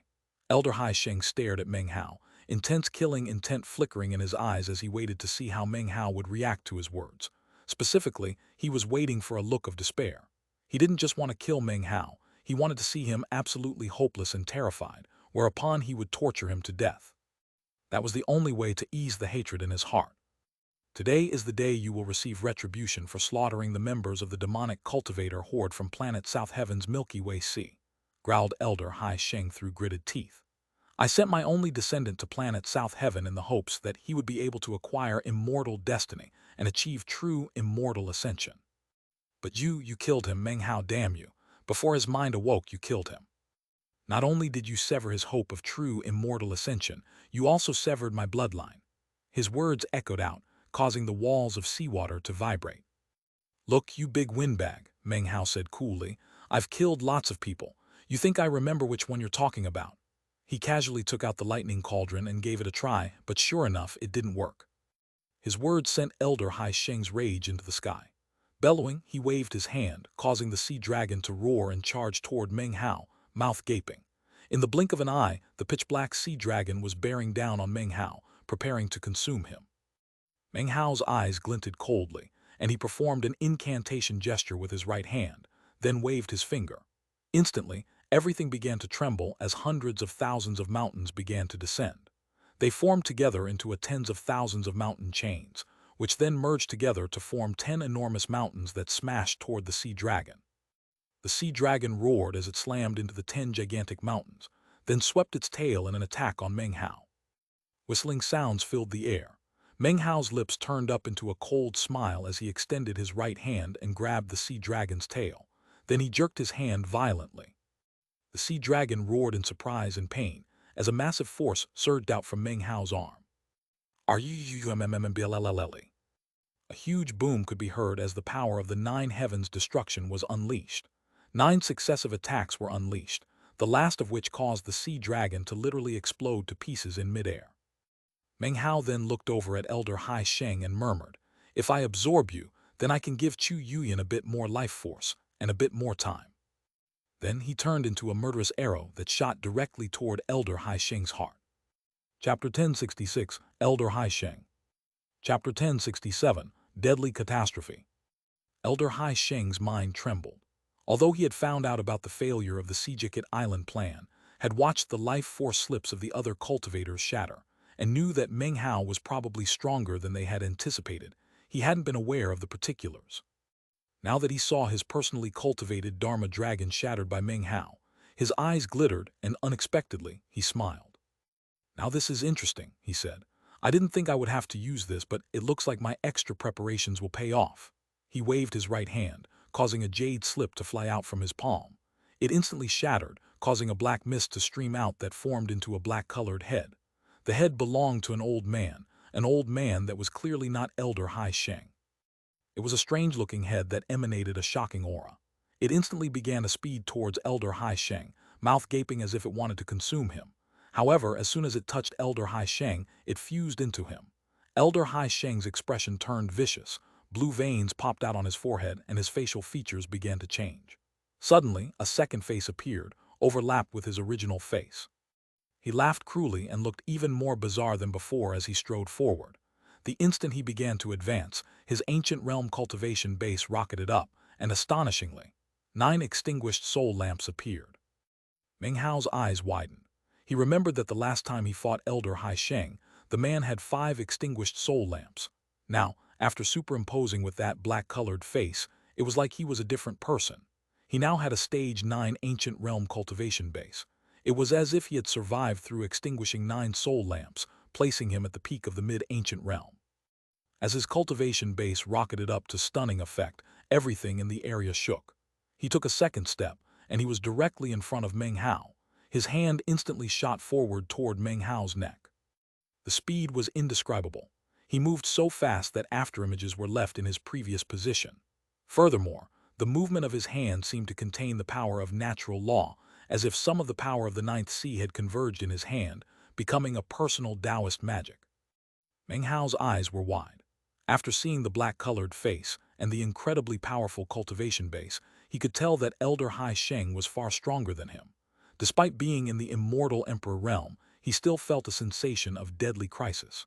If an opponent like this managed to seize the upper hand in the fight, it would be very difficult for Meng Hao to reverse the situation. The only way to win was to seize the initiative and keep it the entire time. That was the lone chance of securing victory. Meng Hao's eyes flickered with killing intent and the desire to do battle. From the moment he had begun to practice cultivation until now, this was the most powerful opponent he had ever faced. Fighting someone like this was sure to be a huge challenge for him and would require absolute focus. Now I really feel like fighting. Eyes flickering, he didn't back up. Instead, even as Elder Hai Sheng's hand shot out, Meng Hao shoved his own hand forward. As he did, he unleashed his own secret magic, merging his 123 immortal meridians into a divine ability. True immortal fleshly body. His palm closed into a fist, and he flew above Elder Hai Sheng. Although he couldn't seize control of the battle in terms of cultivation base, at the very least, he could seek to occupy the high ground. If he wasn't able to gain that advantage in this first exchange, it would be difficult to recover from. My true form is a sea dragon, Elder Hai Sheng laughed coldly. The heads of dragons are magically cultivated to be their strongest points. Are you trying to get yourself killed? He could tell what Meng Hao was trying to do, but considering the level of cultivation base involved, he paid no heed. He raised his right hand and his momentum did not stop, but grew even more powerful. Digging your own grave, he said with a cold smile, then reached out with a clutching motion. At the same time, Meng Hao's momentum was also building. As his fist closed in on Elder Hai Sheng, it gave rise to a massive tempest, the center of which was a powerful vortex. The vortex slammed into Elder Hai Sheng's hand, causing a deafening boom. The tempest collapsed and the vortex fell to pieces. Cracking sounds echoed out from within Meng Hao like breaking bones. Blood oozed out of his mouth, and he was sent staggering backward, clearly seriously injured. However, his eternal stratum immediately spun into action. Elder Hai Sheng stopped in place and was actually shoved downward by several meters. However, all he did was let out a cold harumph and then shoot back toward Meng Hao. No wonder the Sejacket Island plan failed. If I hadn't prepared well, I might not have been able to kill you. But this is the Ninth Sea, my home ground. I can borrow the power of the Ninth Sea. Even if you get stronger than you are now, you're still dead. Face twisted viciously, he closed in on Meng Hao and performed an incantation gesture with his right hand. Instantly, an illusory sea appeared around him, which rumbled toward Meng Hao in attack. As it neared, a gigantic sea turtle appeared in the middle of it, which roared as it smashed toward Meng Hao. As Elder Hai Sheng neared, Meng Hao was able to finally determine the difference between the immortal Emperor realm and that of a cultivator with 9 extinguished soul lamps. That difference was considerable, but not so vast that it left him in despair. You're going to borrow power from the Ninth Sea? Meng Hao asked coldly. The starstone in his right eye flickered, and as the giant sea turtle bore down on him, he transformed into a planet that shot forward in attack. Meng Hao slammed into the sea, his planet form collapsed, and he reappeared, coughing up blood. However, in almost the same moment, he transformed into a huge golden rock that pierced through the sea and the sea turtle. He was completely soaked in blood, but his energy was even stronger than before. Radiating madness, he appeared directly in front of Elder Hai Sheng, slashing at him with his claws. A huge rumble could be heard as the two of them tumbled backward away from each other. You overestimate yourself. By this point, Elder Hai Sheng was now only about 30 meters away from the surface of the sea, but he didn't seem to care at all. He waved his hand, instantly causing one of his soul lamps to fly out and speed toward Meng Hao. Meng Hao continued to back up, coughing up blood, body withering. At the same time, his eternal stratum was madly restoring him. Not pausing, he once again went on the offensive. This time, he summoned the ninth mountain, along with the sun and the moon, a composite Taoist magic that slammed into the soul lamp. The resulting explosion sent shockwaves in all directions. Meng Hao's body was on the verge of collapse, but thanks to his eternal stratum, it didn't faze him at all as he charged downwards again. Next, his Dharma idol of 33 heavens appeared, focusing all of his power on another attack against Elder Hai Sheng. Elder Hai Sheng snorted coldly and waved his hand. Immediately, ripples spread out, transforming into a ghost face, which shrieked as it pounced toward Meng Hao. As it neared, Meng Hao took a deep breath and clenched his hand into a fist. He punched, not with an ordinary punch but with the might of body cultivation. The life extermination fist. As the fist sailed through the air, all of the life force in the area seemed to vanish, even Meng Hao's. Everything seemed cut off, as if this fist contained a will of death, a fist to exterminate all life. For the first time, Elder Hai Sheng's expression flickered. However, he didn't hesitate, extending both hands in front of him. Shockingly, a dragon scale appeared like a shield, which Meng Hao's fist slammed into. A massive boom echoed out, and a huge depression appeared in the surface of the water. Elder Hai Sheng was shoved backward beyond his control, landing him in the water below. Life extermination fist, he gasped. That was actually the life extermination fist. However, you were probably barely able to use it. His eyes flashed with coldness, and he was just about to fly back up into the air when Meng Hao suddenly smiled. His goal this entire time had been to get Elder Hai Sheng into the water. Getting Elder Hai Sheng into that position was the most deadly tactic he could employ. He only did this because of his inability to use the lightning cauldron. Were it not for that, he wouldn't have allowed himself to be so seriously injured in such a short period of time. If he himself had gone into the water to try to lure Elder Hai Sheng down, or perhaps use some other methods, he might have had some success. However, all other methods contained certain flaws. That was why he had chosen this particular tactic.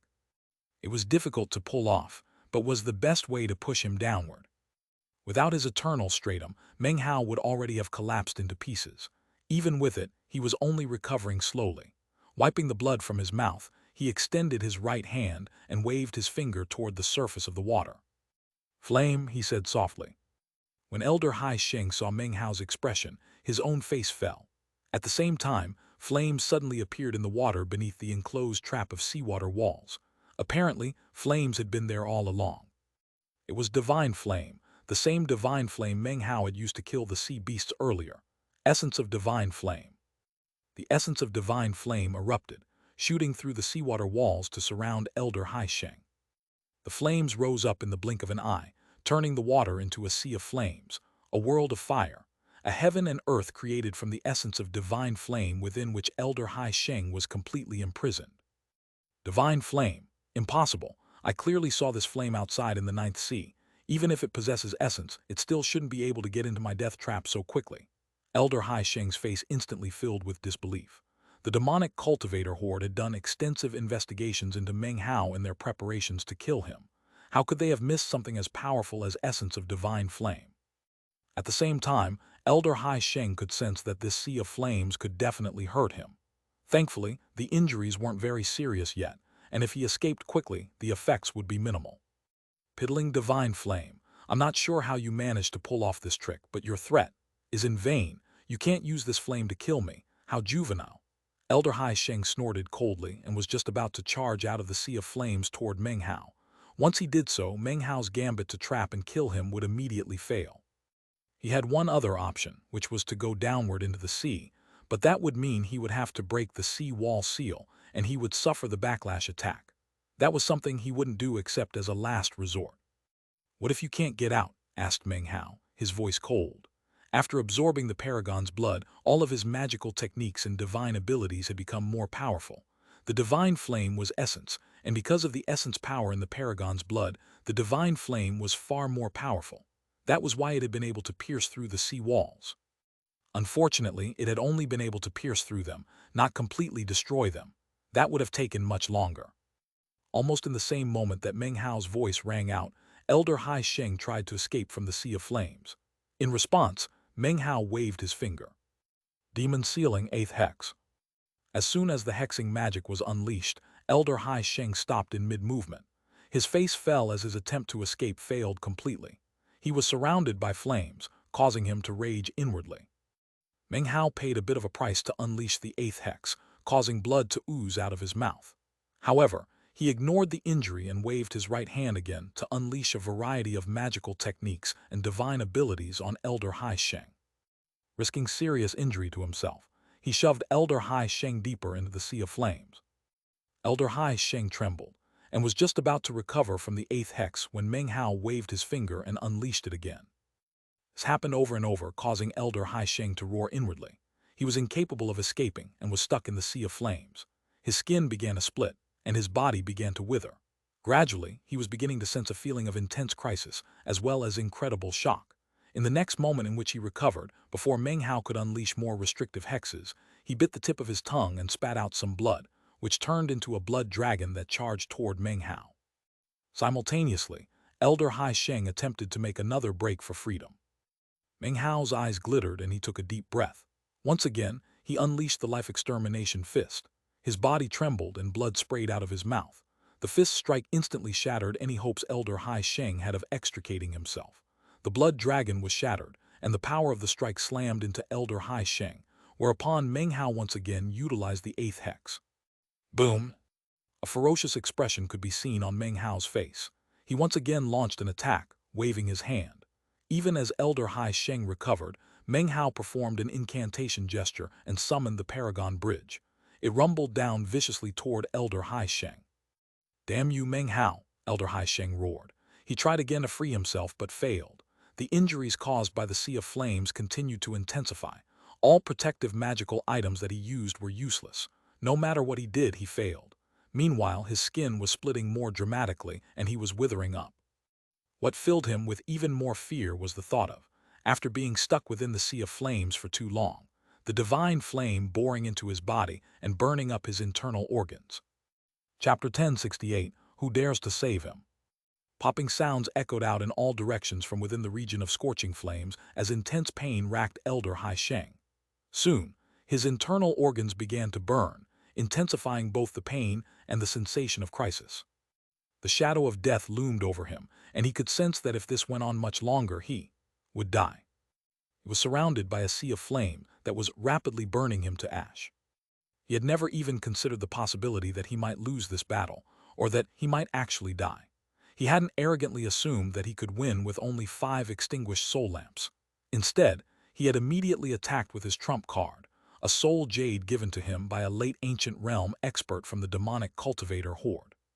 The fact that he was still in a state of critical danger, even after his cultivation base had risen to the level of 9 extinguished soul lamps, caused Elder Hai Sheng's heart to tremble.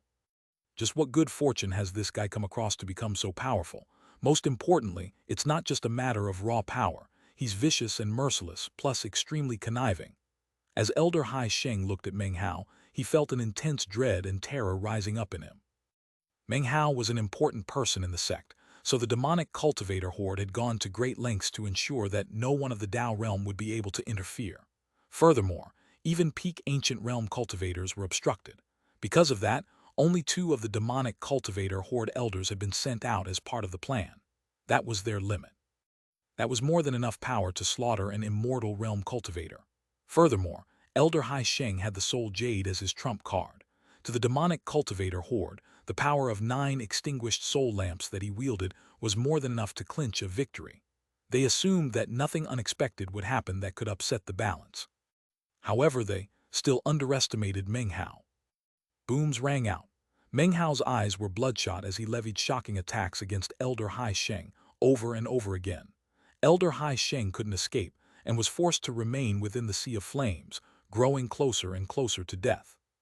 Every time he used the 8th demon sealing hex, Meng Hao had to pay a heavy price, and blood oozed out of his mouth. And yet, he attacked relentlessly and without stop. However viciously he treated others, he treated himself more viciously. That was the trump card he could use to secure victory against a more powerful opponent. Damn it! Elder Hai Sheng's skin was on fire and he was racked with intense pain.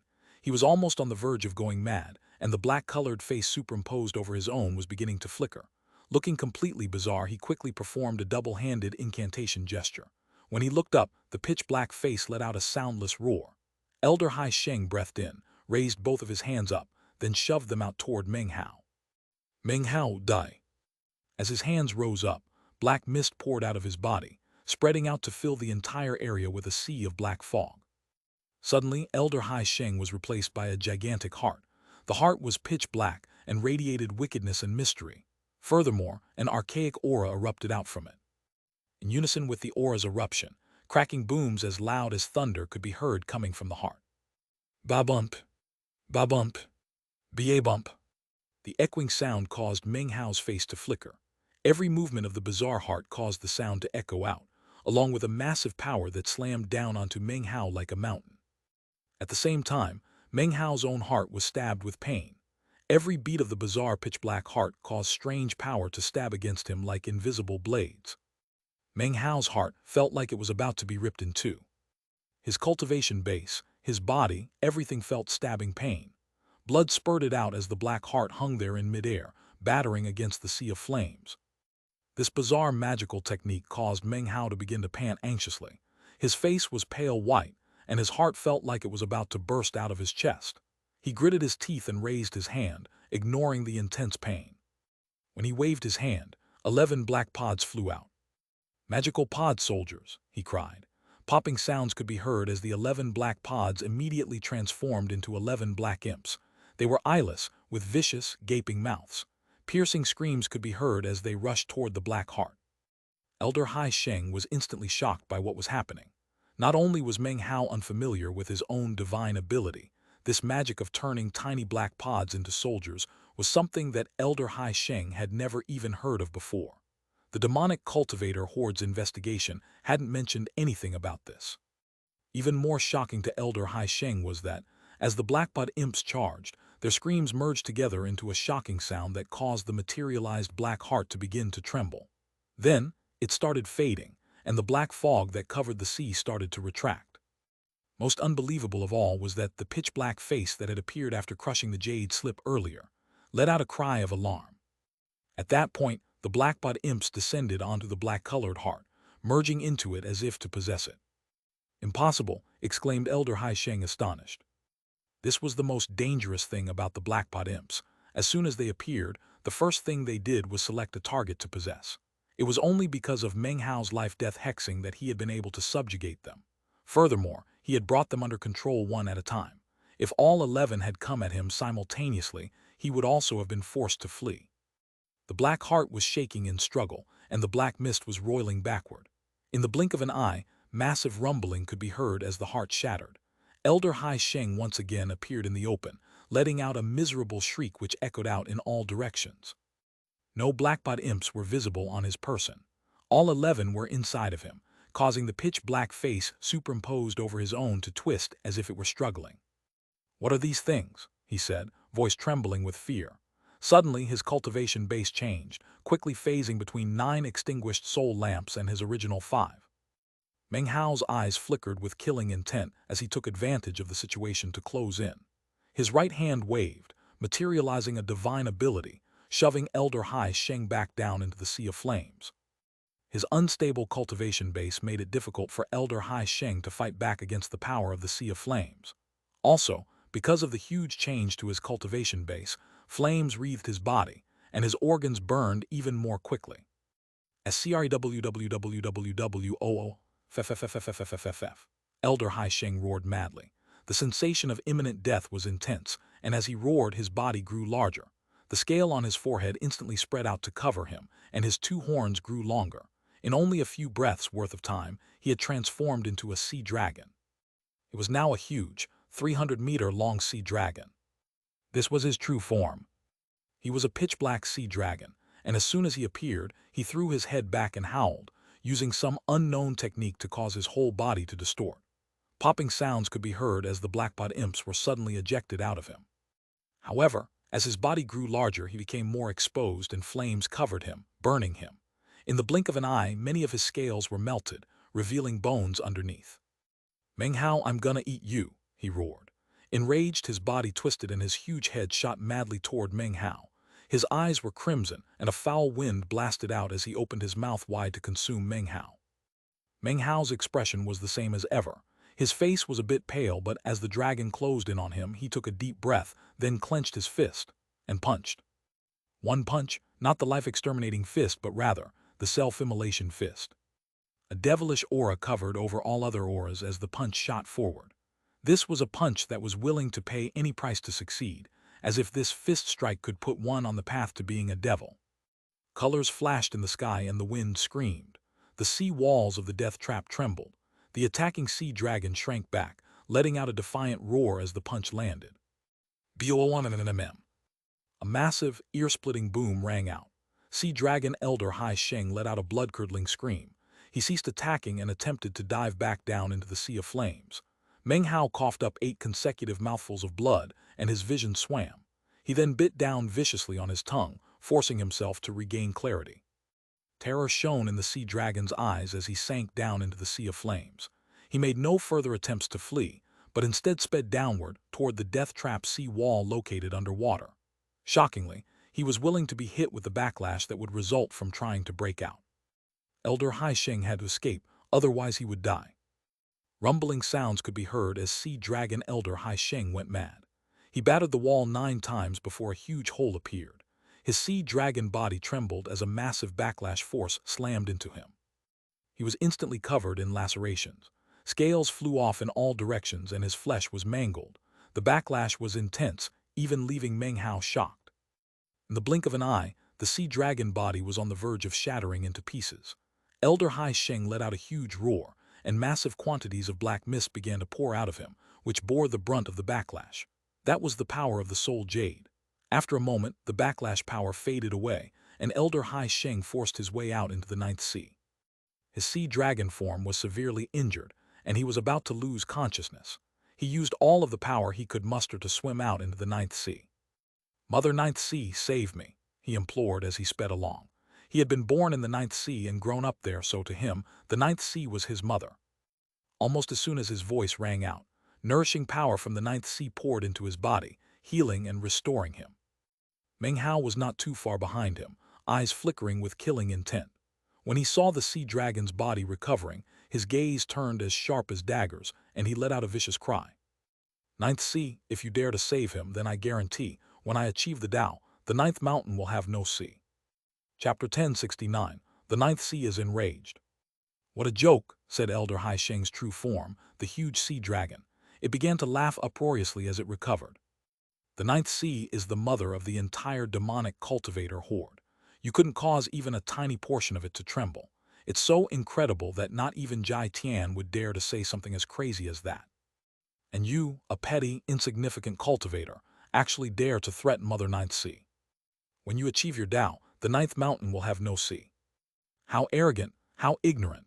Who gave you the gall to say something like that?" Sea Dragon Elder Hai Sheng laughed scornfully, as if he had just heard the most ridiculous joke in the world. However, almost in the exact same moment that his voice rang out, the ninth sea suddenly began to churn. The sound of crashing waves rose up into the starry sky. That instantly caused Elder Hai Sheng to stare in shock. Meng Hao was not an ordinary cultivator. Although he might seem weak to many people, the truth was, to the 9 mountains and the 9 seas, Meng Hao was the future lord of the mountain and sea realm. From the moment he formally became a member of the League of Demon Sealers and absorbed the drop of Paragon 9 Seals blood, it ensured that when he achieved the Tao, he would become the mountain and sea lord. A status and position like that meant that whatever he said could cause heaven and earth to shake, the 9 mountains to tremble, and the 9 seas to quaver. The ninth sea was suddenly silent. Suddenly, the massive restorative power pouring into Sea Dragon Elder Hai Sheng abruptly stopped. He trembled violently, and his eyes went wide with disbelief and profound astonishment.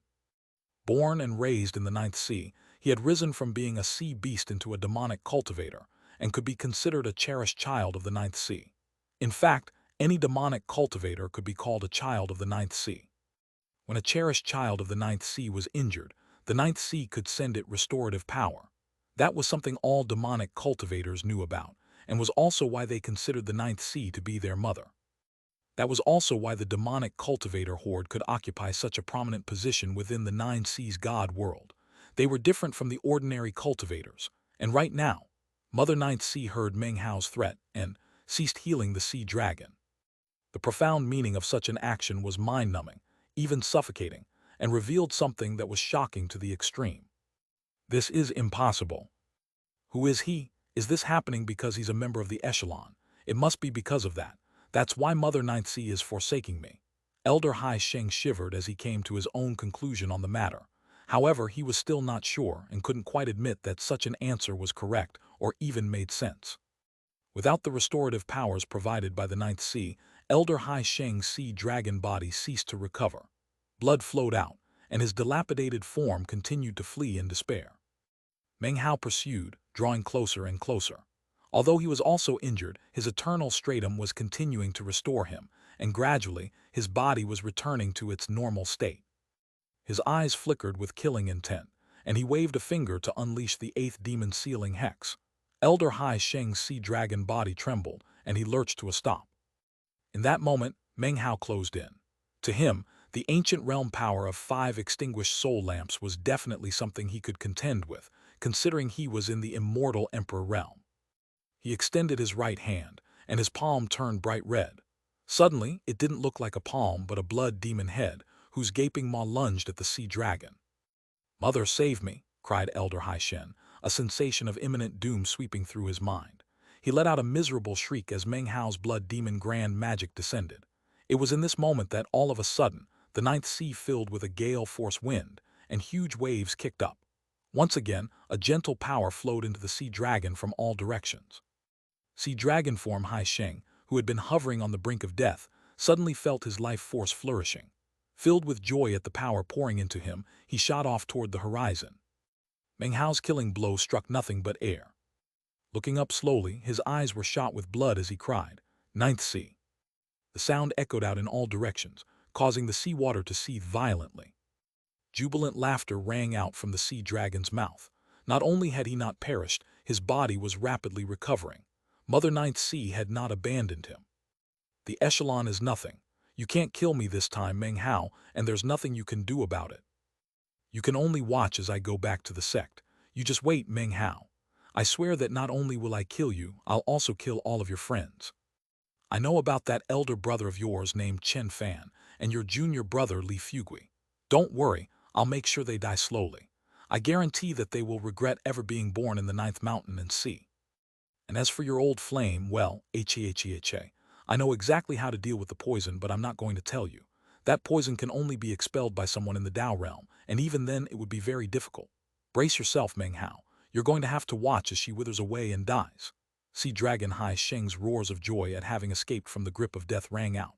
Apparently, he was so happy that he forgot to even control himself. The assistance provided by the Ninth Sea caused a sudden increase of speed that caused him to tumble through the air. Meng Hao smiled, a smile of fury and coldness. "I want you dead so you won't be going anywhere." The will of the Ninth Sea was vast and boundless. However, because of the laws in place, it couldn't actually do anything to Meng Hao himself. However, if it was given a choice between Meng Hao and its own child, it would choose the latter.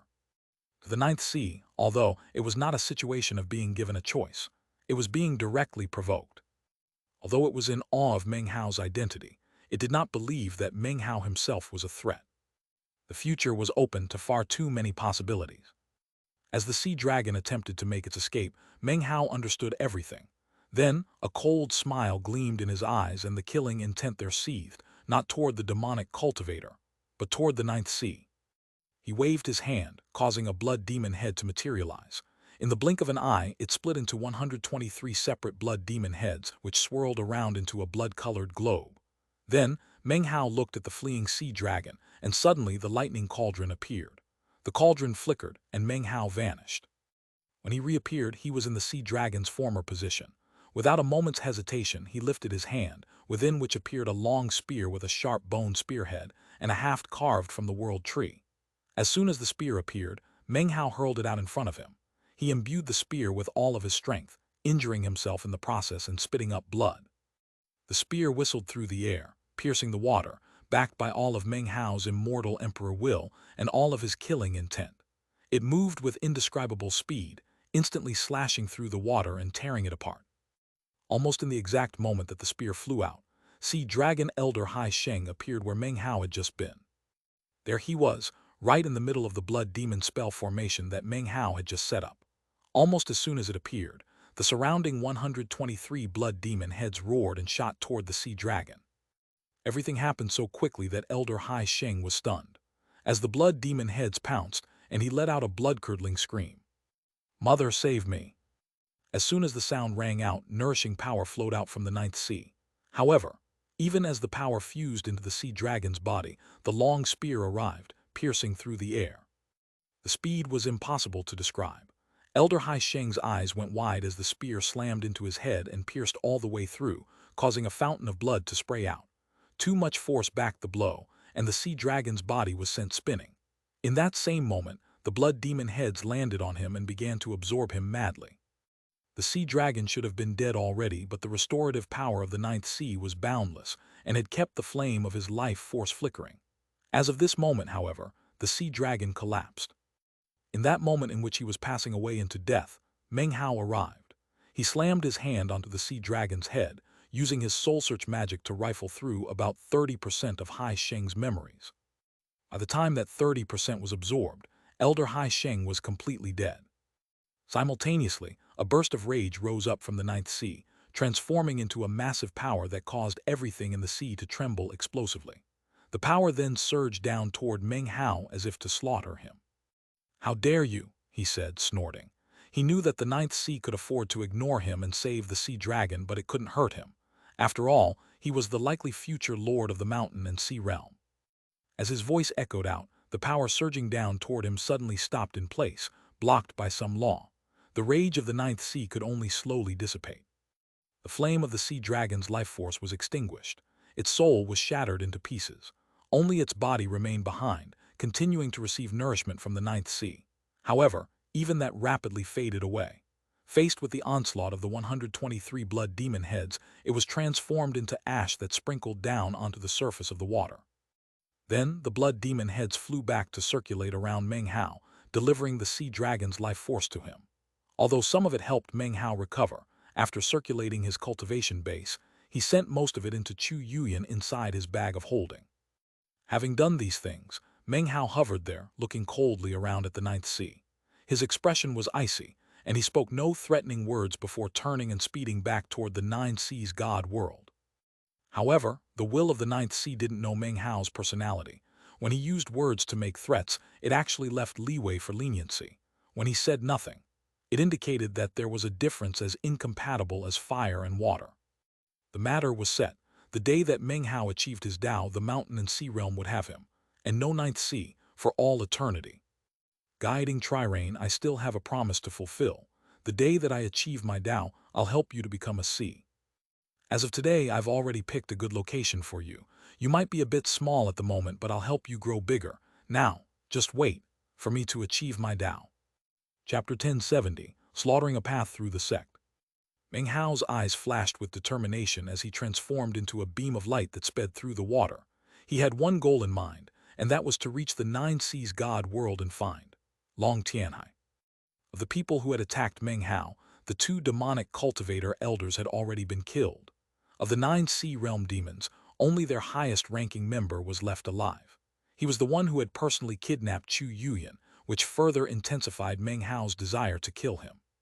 Chu Yuyan has been afflicted with underworld dragon poison, so getting some sea dragon heartblood is vital to treating her. That was something Meng Hao had gleaned from Elder Hai Sheng's memories. It was a poison that required heartblood from at least 10 sea dragons to be able to dispel. The higher the cultivation base of said dragons, the more effective the antidote would be. Furthermore, Meng Hao had chosen not to seek out sea dragons that had not yet achieved the ability to take human form.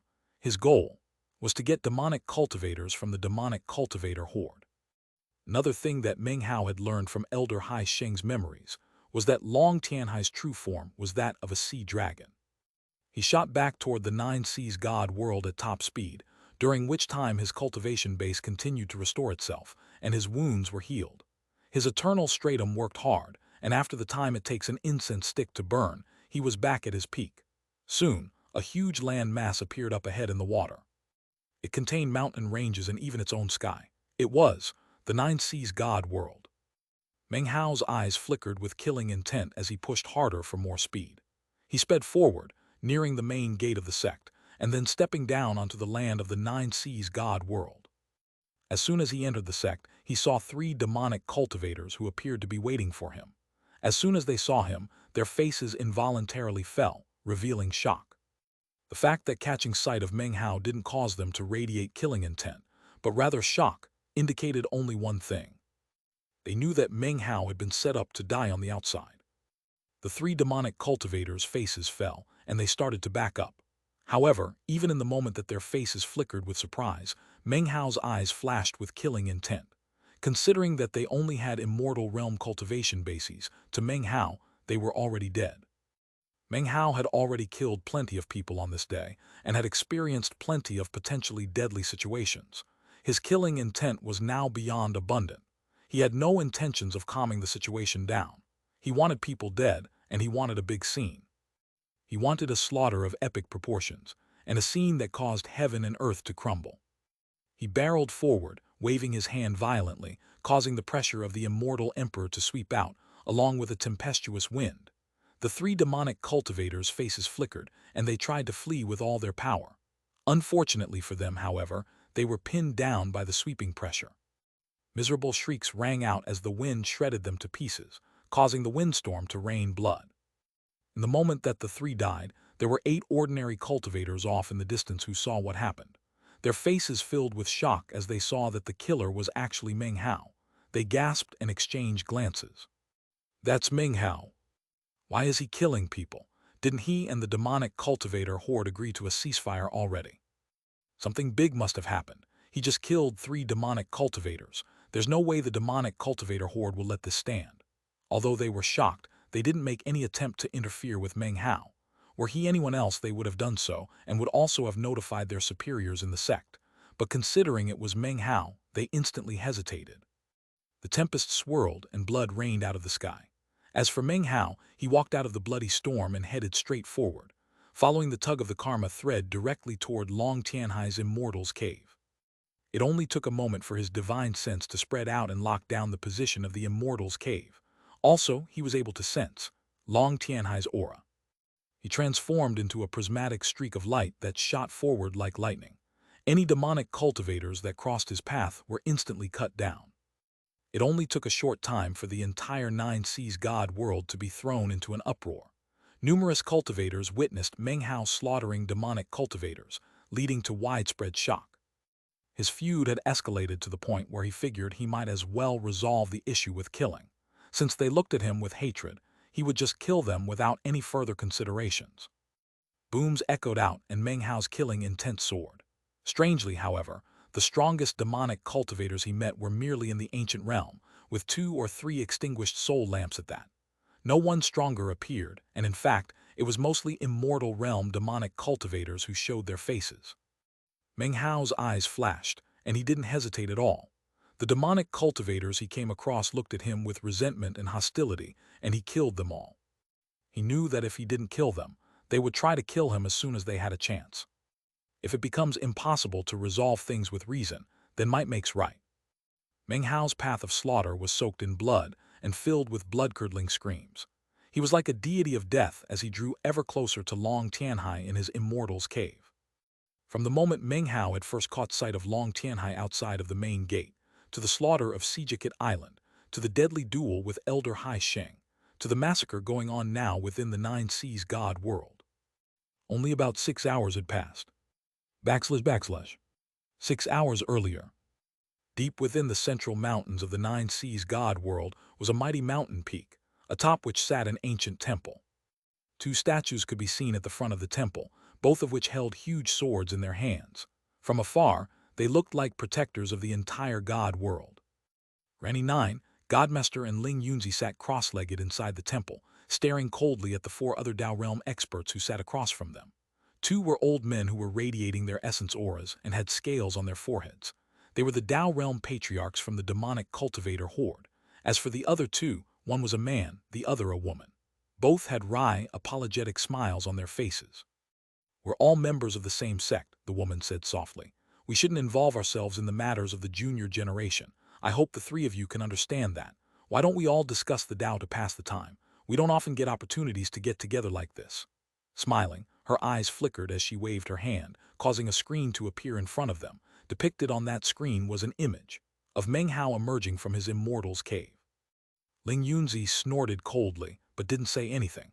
He understood that right now, it was not only impossible for the three of them to do anything, all of the ancient realm experts in the entire sect had also been prevented from interfering. That seemed to include not just their side, but also the cultivators from the other factions. Unfortunately, the combined power of the other three factions exceeded that of Ling Yunzi, Granny Nine, and Godmaster. The other factions also controlled slightly more ancient realm cultivators than they did. However, Ling Yunzi wasn't very worried. He had already secretly warned Meng Hao to return to the sect as soon as he set foot outside, and told him that he would handle any fallout. However, it was at that point that the screen flickered with an image of Long Tianhai facing off with Meng Hao. Everyone in the temple hall could see as the two of them started talking. Then they saw Chu Yuyan, and Ling Yunzi's face flickered. Granny Nine and Godmaster had similar reactions. Granny Nine's face actually darkened with anger, and she shot to her feet. Immediately, the energy of the other four Dao Realm experts surged. Granny Nine, we have an agreement, don't we? Said one of the Dao Realm demonic cultivators, an old man with bright red hair. Could it be that you're actually going to break your word? We Dao Realm experts already promised not to interfere in the vast enmity that exists between Meng Hao and the demonic cultivator horde. Most of the ancient realm cultivators have also been locked down. Granny Nine, if you want to start a war, then so be it.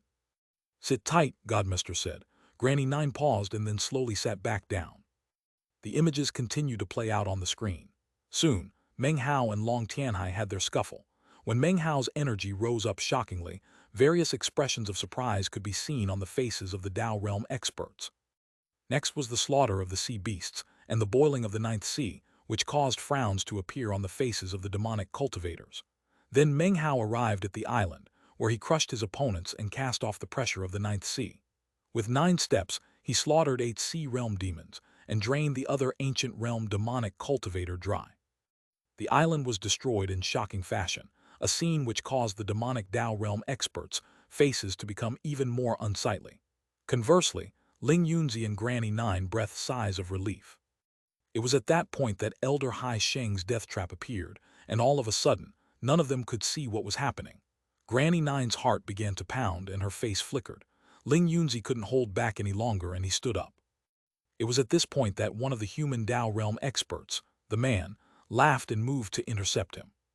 Fellow Taoist Ling Yunzi, he said, I've experienced some enlightenment recently regarding time magic. Come, let's meditate and appreciate it together. With that, he raised his hand, causing a resplendent beam of light to fly out that flickered with an aura of time. Get the hell out of my way, said Ling Yunzi, his eyes shining with killing intent. The man's face darkened and he said, Fellow Taoist Ling Yunzi, have you forgotten our agreement? Besides, are you really going to be so insulting as to refuse to discuss the Tao with me? Sit, Godmaster said, his eyes shining with profundity. Ling Yunzi gritted his teeth and slowly sat back down, glaring at the screen. Not much more time passed before the death trap was broken. A sea dragon emerged, wailing miserably, followed by a murderous Meng Hao. Instantly, the faces of the 2 demonic Dao Realm cultivators fell. Then they saw Elder Hai Sheng die, and Meng Hao threaten the 9th sea. Finally, Meng Hao sped back, entered the 9 seas god world, and began to slaughter the demonic cultivator horde. Instantly, the 2 demonic Dao Realm cultivators rose to their feet. But then, Ling Yunzi stood, laughing as he blocked their path. We're all members of the same sect, he said with a smile. We shouldn't involve ourselves in the matters of the junior generation. I hope the 3 of you can understand that. Why don't we all discuss the Tao to pass the time? We don't get opportunities to get together like this very often. Get the hell out of my way, said the red-haired demonic cultivator, his voice echoing like thunder. He was just about to charge past when Ling Yunzi snorted coldly. We have an agreement, don't we? He said. Could it be that you're actually going to break your word? The faces of the 2 demonic Dao Realm experts flickered. It was at this point that Godmaster suddenly moved noiselessly to appear next to Ling Yunzi. He looked darkly at the 2 demonic Dao Realm experts and coldly said, Meng Hao is connected by destiny to the Nine Seas God world. You can't blame me for killing you if you step out of that door. Off to the side, the two human Dao Realm experts were just about to walk out when Granny Nine appeared in front of them, smiling. Fellow Taoists, I've experienced some enlightenment recently regarding water magic. Come, come, let's meditate and appreciate it together. Granny Nine waved her hand, causing a drop of water to fly out. It did not glitter resplendently and was clearly just ordinary water. Obviously, Granny Nine wasn't interested in even bothering with pretenses. The two human Dao Realm experts looked extremely irritated and were about to say something in response when Granny Nine's eyes suddenly flashed dangerously. Have you two forgotten our agreement? Besides, are you really going to be so insulting as to refuse to discuss the Tao with me? Chapter 1071, Living Shield. Meng Hao sped through the Nine Seas God world. He didn't lift a finger against the human cultivators, but he massacred the demonic cultivators. Although he didn't necessarily recognize each and every one of them overall, he knew who they were. After all, in the short time he had been in the Nine Seas God world, every time he saw demonic cultivators, they looked back at him with roiling killing intent. To him, it seemed as if the demonic cultivators would instantly try to kill him if given the chance. That was actually true. If it wasn't for Ling Yunzi and the rest of his faction exerting pressure on the demonic cultivator horde, any of its members would try to kill Meng Hao the instant they saw him. It was a type of enmity that, in truth, could not be deemed as being in the wrong, and as for Meng Hao's massacre of them in return, that was also impossible to judge as either correct or incorrect. The crux of the matter was that they had different perspectives. Meng Hao knew that, and as such, he had originally chosen to avoid open conflict, even if they momentarily bared their fangs at him. That was all before they violated the biggest taboo in the world of cultivation.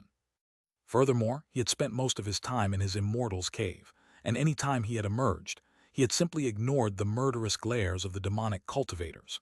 He had done nothing to provoke them, and had actually felt a bit sorry about what had caused the whole situation.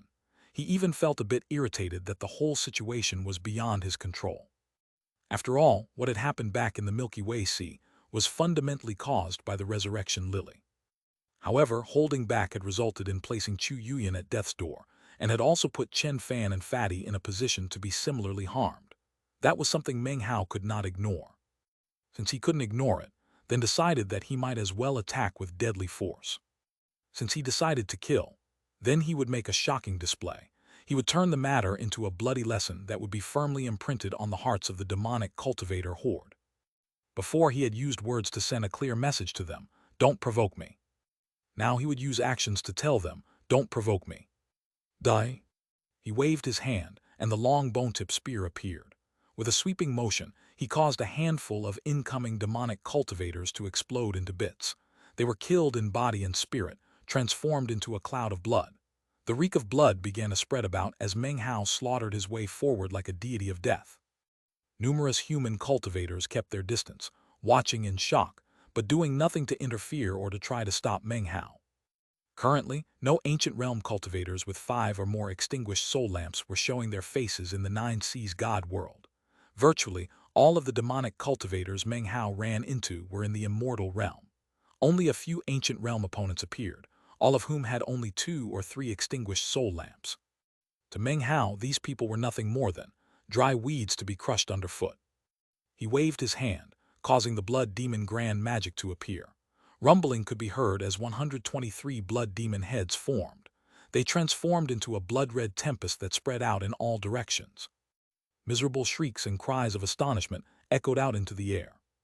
As he proceeded forward, 9 beams of golden light suddenly closed in on him. They were all ancient realm demonic cultivators with 2 or 3 extinguished soul lamps, arranged in a spell formation.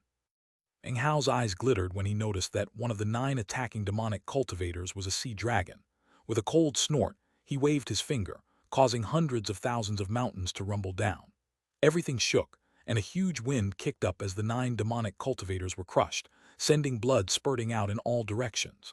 Their faces filled with astonishment as Meng Hao suddenly utilized the star-plucking magic. The sea dragon demonic cultivator suddenly flew through the air to be snatched by Meng Hao, who then clenched his hand viciously, causing the demonic cultivator to revert to its true form, a roaring 300-meter sea dragon. Then, All of the onlookers looked on as Meng Hao efficiently slashed his hand into the sea dragon's chest. A miserable scream could be heard from the sea dragon. Meng Hao's expression was placid as he shoved his hand deeper in and grabbed onto the sea dragon's heart. Then he clenched his hand down viciously, causing the heart to explode. Heart blood fused with the sea dragon's soul and life force, transforming into a drop of white blood. Then Meng Hao pulled his hand back out and put the drop of blood into his bag of holding. One down. When the crowd saw this happening, and the intense murderous aura that surged up from Meng Hao, the viciousness and coldness caused their minds to spin. It was at this point that Meng Hao extended his hand to reveal the lightning cauldron. Electricity danced as he vanished. Almost in the same moment, a pillar of light slammed down toward the position he had just occupied. A demonic cultivator then appeared in that same spot. Before it could even react, it was completely vaporized by the beam of light. Meng Hao reappeared off in the distance, eyes flickering as he looked around at several hundred demonic cultivators who had flown together to form a huge spell formation. Shockingly, their combined forms created a 3,000-meter-long sea beast, a gigantic sea crab. The sea crab spell formation looked extremely strange. In addition to its two huge pincers, there were 8 sea dragons growing out of its illusory carapace. All of them were roaring at Meng Hao, causing beams of magical light to fly out toward him. Meng Hao blinked 9 times in a row, causing his view of the world to change. He could now clearly see that of the more than 1,000 demonic cultivators that made up the sea crab spell formation, there were 8 that made up the nucleus. Those 8 were all sea dragon cultivators. If I add those in, I'll only be short 1 long Tianhai. Killing intent flickered in Meng Hao's eyes. The sea crab roared, and 2 beams of light flew out of its pincers, piercing down into the ground and then erupting out from below his feet. Meng Hao gave a cold harumph. He was now fairly close to Long Tianhai's immortal's cave. Eyeing the sea crab for a moment, he suddenly began to switch locations with random demonic cultivators, causing him to get closer and closer. As he closed in, his cultivation base surged higher. His goal was to reach the giant sea crab and then strike like lightning, destroying it in one shot. He picked up speed and his momentum built up, but just when he was about to reach the sea crab, a bellowing roar could be heard in front of him, and a black beam of light suddenly appeared. It was like a tornado spinning toward him, which then transformed into a burly man. He looked exactly like a cultivator except that he had a huge turtle shell on his back. The turtle shell looked crystalline and glittered resplendently, making the burly man look impressively powerful. Die, he roared. Surprisingly, the man did not emanate any cultivation-based fluctuations. However, when he struck out with his fist, it contained heaven-shaking, earth-shattering power. The life extermination fist, thought Meng Hao, his eyes widening as he recognized the fist's strike. A body cultivator. As it turned out, the burly man was a body cultivator. He was a demonic cultivator, and yet he did not cultivate the path to immortal ascension. Instead, he pursued fleshly body immortal seeking. His name was also on the 9th Golden Gate Stone Steel, and although he wasn't ranked as high as Meng Hao, he was still in the top 10. At the same time that he attacked with astonishing power, all of a sudden, a huge wave appeared off in the distance, surging toward Meng Hao along with a cold snort which emanated from within. The voice belonged to a woman and was filled with power that could split metal and shatter stone. Even more shocking was that the snort itself was filled with an unbelievably powerful divine sense that sent intense pain stabbing into Meng Hao's brain. His entire body was shaken, and he stopped in place. The burly demonic cultivator took advantage of that moment to slam his fist into Meng Hao, who let out a muffled grunt as he fell back 7 or 8 paces. However, the burly demonic cultivator's face fell, and blood sprayed out of his mouth as he staggered backward a few dozen steps. He was completely astonished to find that his blow had actually ended up injuring himself. The backlash power that came from Meng Hao caused the burly man's scalp to go numb. Meng Hao slowly looked up, eyes cold as he sized up the incoming wave. His eyes were immediately drawn to a woman sitting cross-legged inside of it. She wore a blue dress and was incredibly beautiful, although cold, with a murderous aura. Meng Hao was unfamiliar with this woman. All of a sudden, another cold voice rang out. Fan Donger appeared, inky hair swirling around her as she planted herself directly in the path of the wave. See, daughter Bei Yu, I shall be your opponent this day. The woman within the wave was none other than the holy daughter of the demonic cultivator horde, the equally famous. See, daughter Bei Yu 1. Bei Yu's name in Chinese is Chinese letter Bei Yu. Bei means shell, You means Jade. Beiyu frowned as Fan Donger appeared in front of her. The two women faced off in midair for a moment and then began to fight. Meng Hao looked away from them, and as he did, the burly body cultivator up ahead bellowed. The burly man clenched his fists and declared, "You're also a body cultivator. Do you have the guts to fight me with no magical techniques? Let's have a fleshly body duel." In response to the burly body cultivator's challenge, Meng Hao snorted coldly and began to stride forward, his chi and blood power rocketing up. At the same time, the burly man roared and began to run forward, his own chi and blood surging. As they closed in on each other, a crafty gleam suddenly appeared in Meng Hao's eyes. Just when they were about to slam into each other, his fist suddenly transformed into an incantation gesture, and the Paragon Bridge appeared to meet the burly man's life extermination fist. At the same time, the burly man's left hand began to glow with a flickering light, which transformed into a ghost face. However, because of Meng Hao's quick switch to summon the Paragon Bridge and its intense pressure, the ghost face gave a shriek and vanished. That ghost face was an attack that could be used to limit the chi and blood of a body cultivator, and was the body cultivator's trump card. He had never imagined that Meng Hao would actually rely on a magical technique and not his fleshly body. The life extermination fist of the old man in the 9th Golden Gate stone steel could easily rock the Paragon Bridge. However, this demonic body cultivator was not nearly as qualified. Rumbling could be heard and blood sprayed out of his mouth. His fist exploded and he tumbled backward shrieking.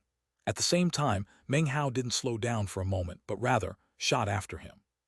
"Despicable," raged the burly man. "You're a body cultivator, but you don't have the guts to fight me with body cultivation. You think that I won't use magical techniques just because you say so, smartass. Besides, you tried to pull a fast one too." Meng Hao's eyes flickered icily as his right hand shot out and performed an incantation gesture, then transformed into a fist. The fist struck out like lightning toward the man's chest. In the moment before it struck, it transformed again, this time into a palm, which smashed into the man's chest and grabbed him.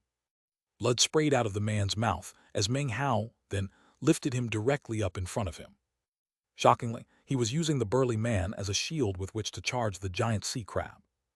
Note from Deathblade. The following note is from Gen PS. He lives in Mudingjiang Prefecture in Heilongjiang Province. Note from Urgen. I'm so depressed today. My wife and daughter went traveling in Harbin and left me home all alone. What to do? What a headache. Are there any fellow Taoists in Mudanjiang who want to go get a bite to eat? Chapter 1072. The Disgrace of the Body Cultivation World. The burly demonic cultivator was virtually scared witless. After having been captured by Meng Hao, he was somehow rendered completely powerless, and then placed firmly in front of Meng Hao as he charged the gigantic sea crab. Without even thinking about it, the man began to curse. "Have you no face at all? You're the disgrace of the body cultivation world. You're shameless." Meng Hao ignored him completely, and in fact began to charge forward even faster. The 8 sea dragons growing out of the sea crab's back roared as they unleashed countless magical techniques. However, all he had to do in response was wave the burly demonic cultivator, using him as a shield to block all of the magical techniques. Miserable shrieks could be heard. The burly man trembled and his back was already lacerated and bleeding. He stared at Meng Hao, terrified, and continued to curse. "You're gonna die a horrible death, damn it. There's nobody more shameless than you. Fudge, what did I ever do to you, huh? I declared a fair and open duel with you, and then you tried to pull a fast one on me. That wasn't a magical technique that I used. It was a reminder to you that it's improper for us body cultivators to use magic."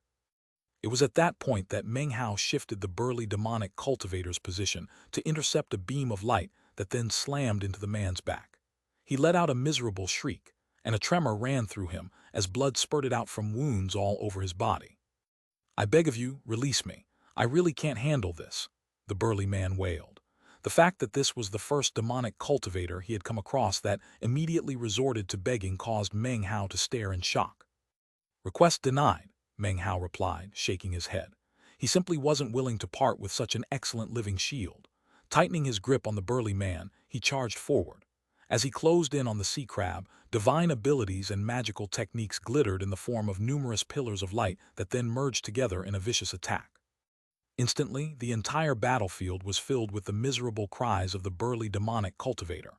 He had never experienced such intolerable pain. The sense of grave crisis that filled him left him convinced that if things kept going on this way, he would be killed. Please, I beg you, don't be like this. Look, we're both body cultivators, obviously we're connected by destiny. Let me go, okay? I guarantee that I'll leave immediately. I promise. As the body cultivator spoke, his voice grew weaker and weaker.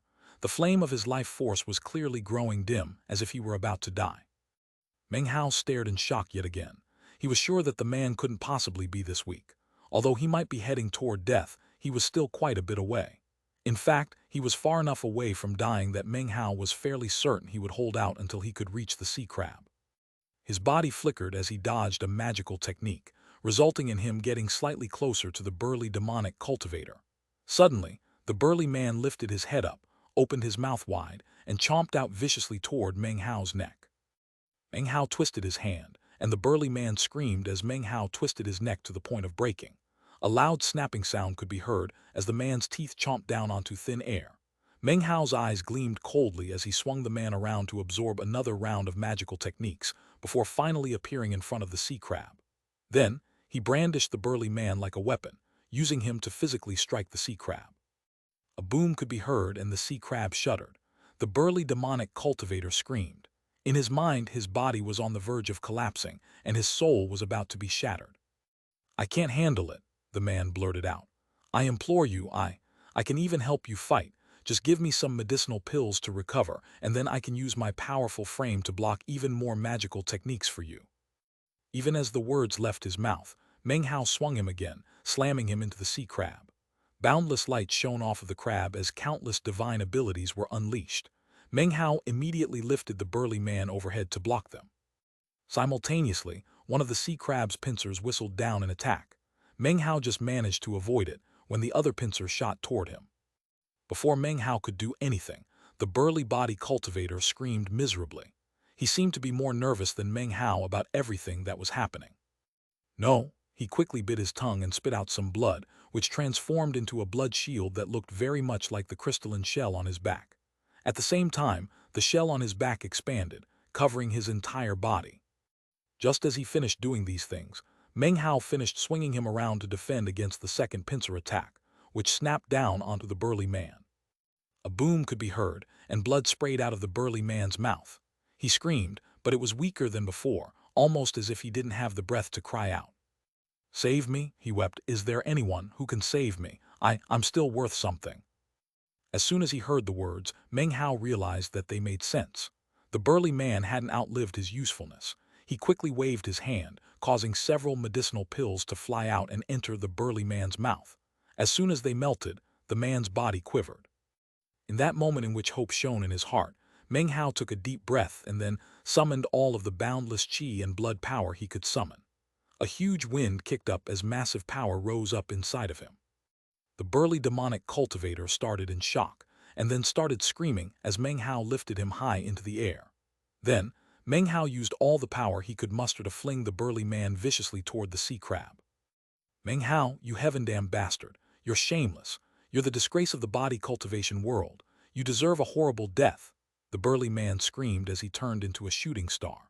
The power of his own body combined with Meng Hao's power made him look like a long spear as he shot through the air and slammed into the sea crab. If that were all there were to it, it probably wouldn't have counted as Meng Hao being very shameless. But next, Meng Hao shot along behind the burly man, hiding behind him as they headed toward the sea crab. In the blink of an eye, the man was directly in front of the crab's head. Glittering light shone, as if there were a shield in place, and yet it shattered, and the burly man pierced into the sea crab's body. The spell formation that made up the sea crab shook as if it were destabilizing. Furthermore, Meng Hao followed the man as he stabbed into the sea crab. Electricity crackled around Meng Hao as he began switching places with and slaughtering the demonic cultivators around him. Cries of panic rang out from inside the sea crab. In the space of only about 10 breaths, booms rang out and the gigantic sea crab was more than half destroyed. Then, it exploded. Hundreds of demonic cultivators flew out, killing intent raging. They didn't retreat but instead charged Meng Hao. Meng Hao's eyes flickered coldly, and he gave a cold snort as he waved his hand, causing blood demon heads to materialize and start slaughtering the demonic cultivators. Booms rang out, and blood rained down out of the sky. Every time Meng Hao switched positions with the lightning cauldron, more demonic cultivators would die. Their miserable shrieks of death gradually blended together into a cacophony that caused each and every one of the demonic cultivators to begin trembling, no matter how enraged they were. The 8 dragon demonic cultivators were the main targets in this assault. He managed to get his hands on one, then two, then three. He was like a deity of slaughter, and anyone who faced him was smashed as easily as rotting wood. Finally, his right hand snaked out to latch onto the 7th sea dragon. He ripped its chest open and crushed its heart, then turned and looked over at the burly demonic cultivator. The man was severely injured, but he looked as maddened as ever. His eyes seemed to lack any fear of death, as if it didn't matter how powerful the opponent he faced was, he would still want to fight. Even if his body was crushed into a pulp, he would still fight. Kill him? We demonic cultivators can be beheaded, and we can give up our lives, but we must kill him. Kill him, brothers, rise up, kill this man. His enraged roaring rose up above the other shouts echoing out from among the crowds of demonic cultivators as he ran along. He seemed to be on the verge of attacking Meng Hao, who snorted coldly and prepared to counterattack, but then suddenly gaped. It was not very often that Meng Hao was shocked into motionlessness on the battlefield. However, as of this moment, he really was dumbfounded and almost couldn't believe his eyes as he stared at the burly body cultivator. The man continued to scream threats about being unafraid of death, and yet, he was actually not charging into battle. Instead, he was backing up. Although he looked like he was running forward and he cried out loudly to attack, he actually started retreating at top speed. It was something that, if you didn't look for closely, you wouldn't even notice. A strange expression appeared on Meng Hao's face. This shameless fellow was a character that, based on Meng Hao's experiences, was on the same level as the parrot and meat jelly. He gave a meaningful look to the burly man, then looked away and waved his hand to summon hundreds of thousands of mountains. The sun and moon also appeared, exploding out with massive attacking power, killing anything they touched. At long last, the demonic cultivators started to show fear. It was hard to say which among their trembling number was the first to flee. However, in almost a single moment, all of the demonic cultivators dispersed in chaotic flight. The burly demonic cultivator was among them. Although he continued to cry out furiously, he was actually running away faster than anyone else. The expressions on the faces of the demonic cultivators were no longer that of hatred, but rather terror and despair. Patriarch, save me. Where are you, Patriarch? Where are the ancient realm elders? The demonic cultivator horde is facing catastrophe. Why are we being slaughtered inside of our own sect? O Patriarch, where are you? The voices rang out, filled with grief and sorrow. The demonic cultivators off in the distance were trembling and didn't dare to get any closer. The ground was awash with blood and gore. It was the blood of demonic cultivators, representing their souls and their hopelessness. Almost as soon as the cries began to ring out, the final sea dragon could be seen speeding along among the hundreds of other demonic cultivators. Damn it, this Meng Hao has something against the sea dragons. The fate of all the other sea dragons left him terrified and trembling as he fled. However, Meng Hao quickly teleported to his side and then reached out. A bloody glow could be seen, and the sea dragon cultivator screamed as his body was ripped open. His heart flew out and was crushed by Meng Hao. When the white blood appeared, he packed it away, then turned and looked down toward 3 mountains which could be seen down below. Long Tianhai, are you gonna come out, or am I gonna have to tear that mountain open to get you? When he spoke, his voice echoed like thunder. The center mountain down below had an immortal's cave, within which Long Tianhai sat trembling, terrified out of his mind. /expand. As Meng Hao's words rang out, he advanced toward the middle mountain peak. In the blink of an eye, he was upon it, and yet the glittering light of a shield suddenly sprang up to block his way. Meng Hao's eyes flickered as he clenched his hand into a fist and punched the shield, causing it to ripple. In that exact moment, Long Tianhai sat in his immortal's cave, a jade slip clutched in his hand. From the moment Meng Hao had begun to slaughter his way through the sect, he had been transmitting messages into the jade slip. Patriarch, where are you? Unfortunately, there was no response at all from the jade slip. Meng Hao was killing demonic cultivators left and right. He destroyed the sea crab spell formation, causing blood to rain out of the sky, and terrifying the surrounding demonic cultivators to the point where they wouldn't even get close to him. As for Long Tianhai, he had fallen into a state of despair. He looked up at Meng Hao outside of his immortal's cave, and his bloodshot eyes gleamed with madness. Finally, he gritted his teeth and crushed the jade slip. Wanna kill me? It's not gonna be that easy. A flame of madness flickered in Long Tianhai's eyes. He was a cautious person by nature and was by no means unprepared. During his fight with Meng Hao outside of the sex gate, he had sensed how terrifying Meng Hao was and had instantly begun to make last-minute preparations just in case. However, Meng Hao had shown up too soon. Everything happened in a matter of hours, which was too short of a time to complete all of his preparations. As of now, he would just have to risk using what he had on hand. Meng Hao, even if I Long Tianhai end up dying, well, I'll take you out with me. With that, he extended both hands and pushed them down onto the ground. Immediately, the entire Immortal's cave shone with brilliant light, which swirled around and covered the entire mountain.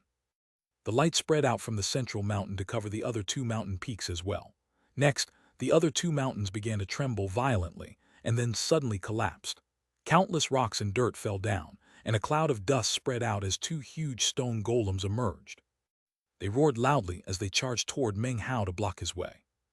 Astonishing ripples spread out from the enormous stone golems. Shockingly, they were similar to ancient realm cultivators with 3 extinguished soul lamps.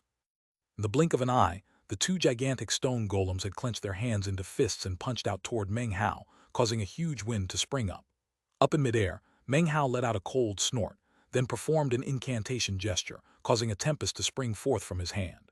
He waved a finger, and the tempest rapidly grew to a size of 300 meters, and then shot toward the stone golems. When they slammed together, a boom rang out.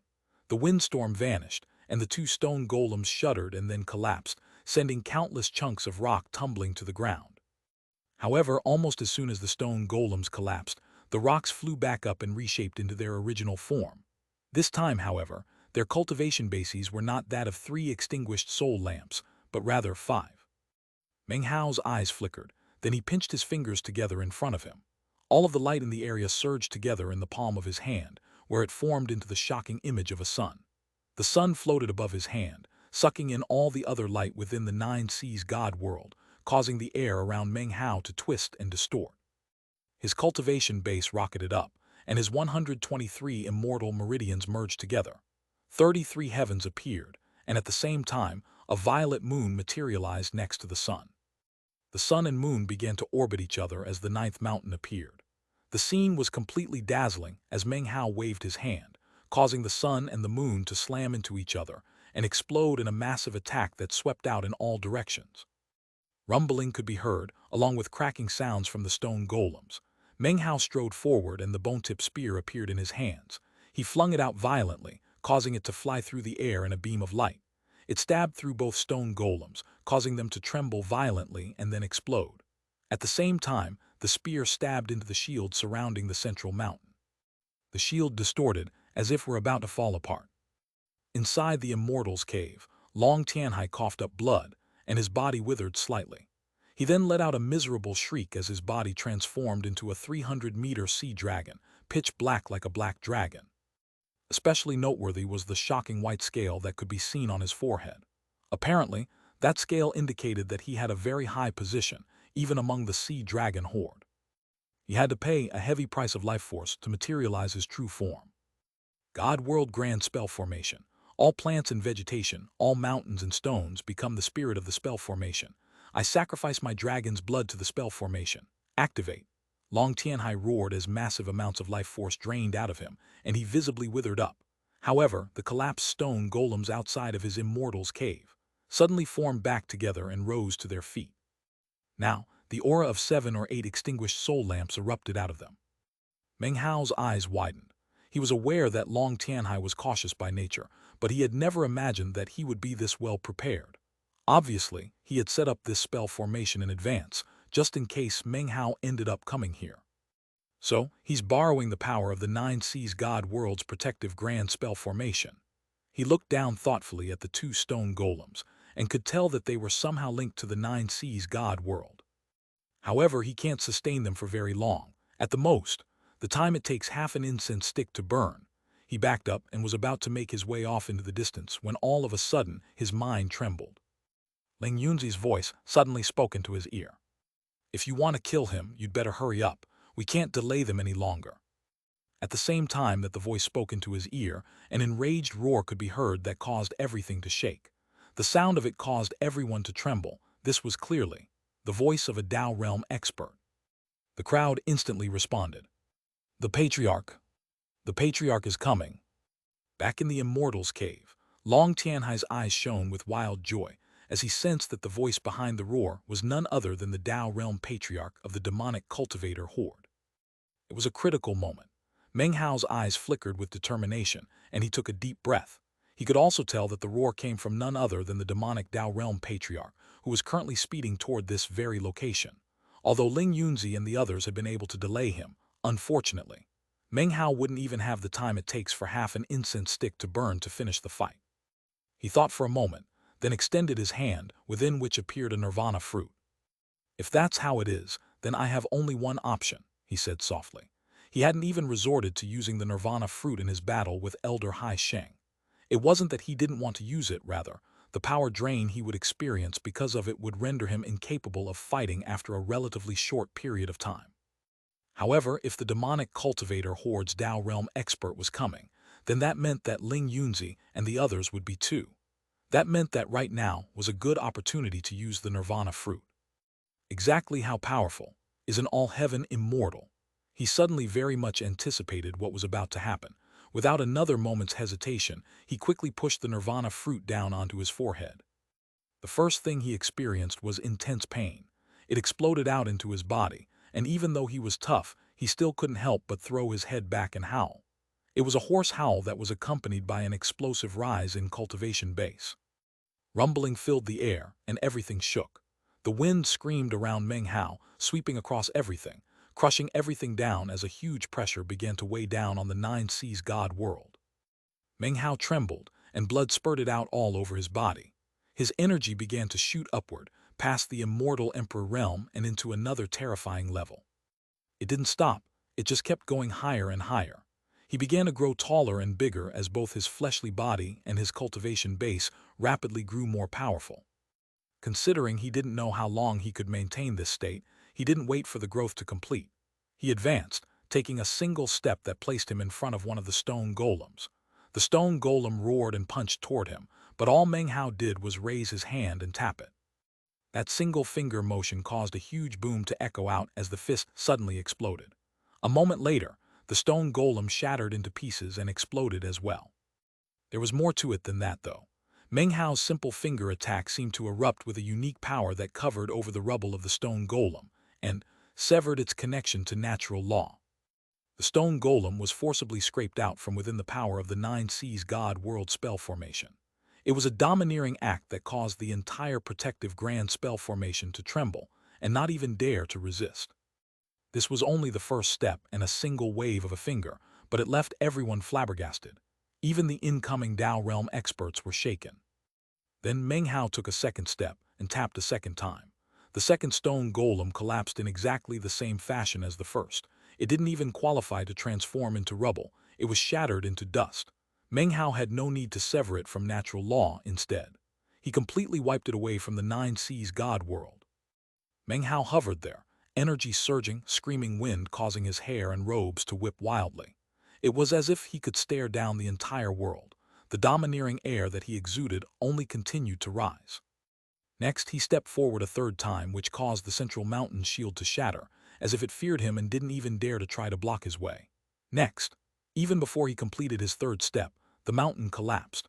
Rock fragments flew out in all directions, revealing Long Tianhai there in the Immortal's cave, coughing up blood, body withered, expression that of despair. "Patriarch, save me," he howled with the last dregs of strength that he could scrape from his life force. Long Tianhai's true form was that of a 300-meter sea dragon, but he was now so weak that he looked like a bag of bones. Meng Hao completed his third step and appeared directly in front of Long Tianhai. Meng Hao was currently about 30 meters tall. He looked like an immortal divinity as he stretched out his hand and clasped Long Tianhai's neck. It didn't matter how Long Tianhai struggled. Meng Hao's vice-like grip was something that could ignore all divine abilities, magical techniques, and even natural laws. When he wanted to grab a hold of something, it would be grabbed a hold of. "How dare you, Junior?" An enraged roar threatened to shatter the world. It exploded in Meng Hao's ears, causing him to stagger backward.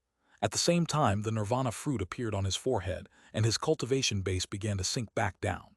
Without the slightest hesitation, he sealed Long Tianhai and threw him into his bag of holding. Then, face pale, he reached his hand out to grab the nirvana fruit. He did not pass out like last time. He still had a bit of energy left, allowing him to prop himself up on a nearby rock. He quickly took out some medicinal pills which he began to consume. Then, a bashful expression appeared on his face, and he looked up into the sky. "Oh, I don't dare, Senior." Chapter 1073, All Heaven Immortal. Chapter 1074, Tongue as Sharp as a Sword. "How dare you, Junior?" "Oh, I don't dare, Senior." This strange interchange of words echoed about in all directions.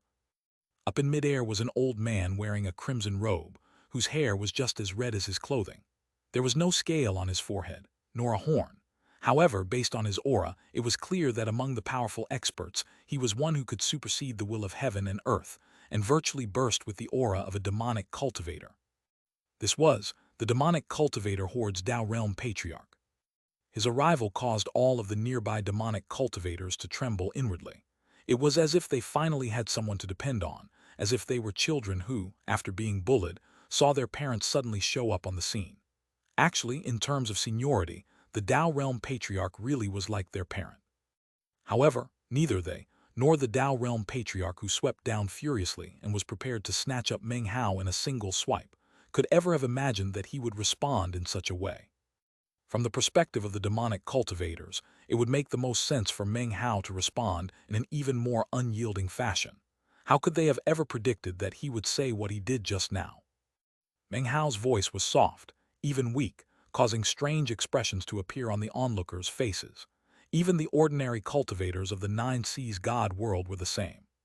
The only person who had a different reaction was Fandonger, who suddenly stopped fighting with Sea Daughter Bei Yu and quickly backed up. As soon as she saw the expression on Meng Hao's face, her heart began to prickle, and she remembered how he had the exact same look on his face when they had made their bet earlier. "Meng Hao, you rogue," she thought, "you definitely have some evil plan up your sleeve." Fandonger was absolutely certain of this.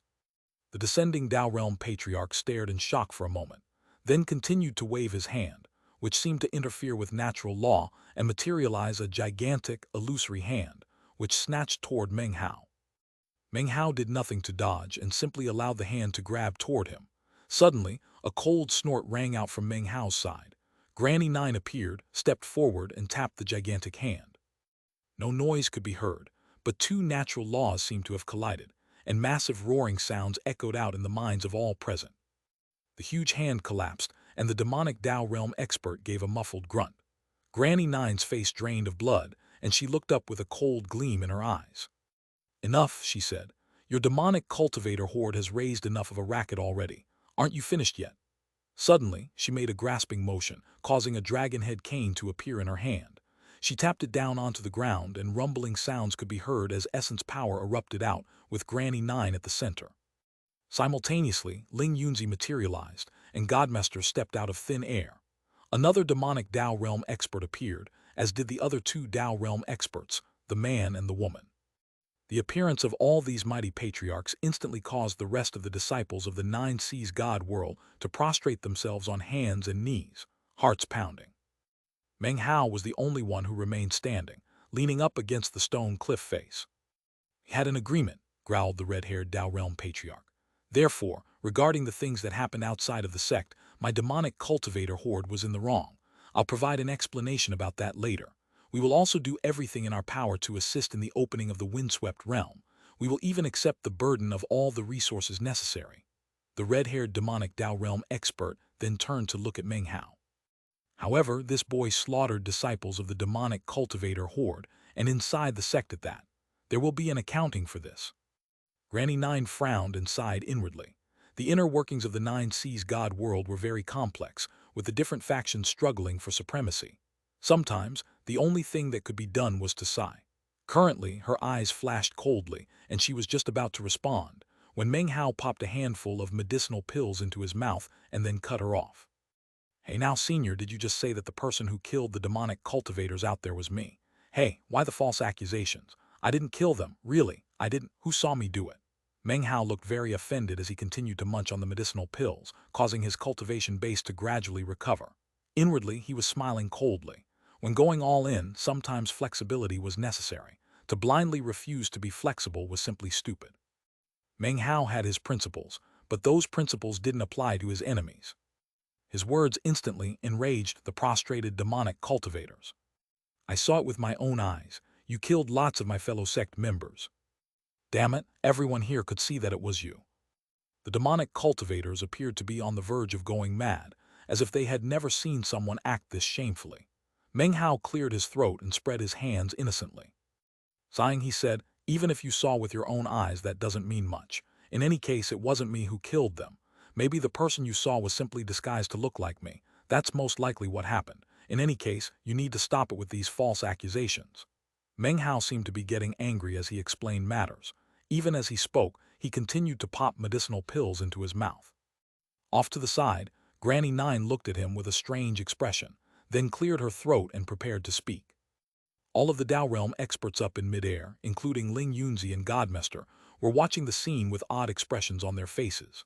As for the red-haired demonic Dao Realm expert, he was incensed, and before Granny Nine could speak, smiled an icy smile.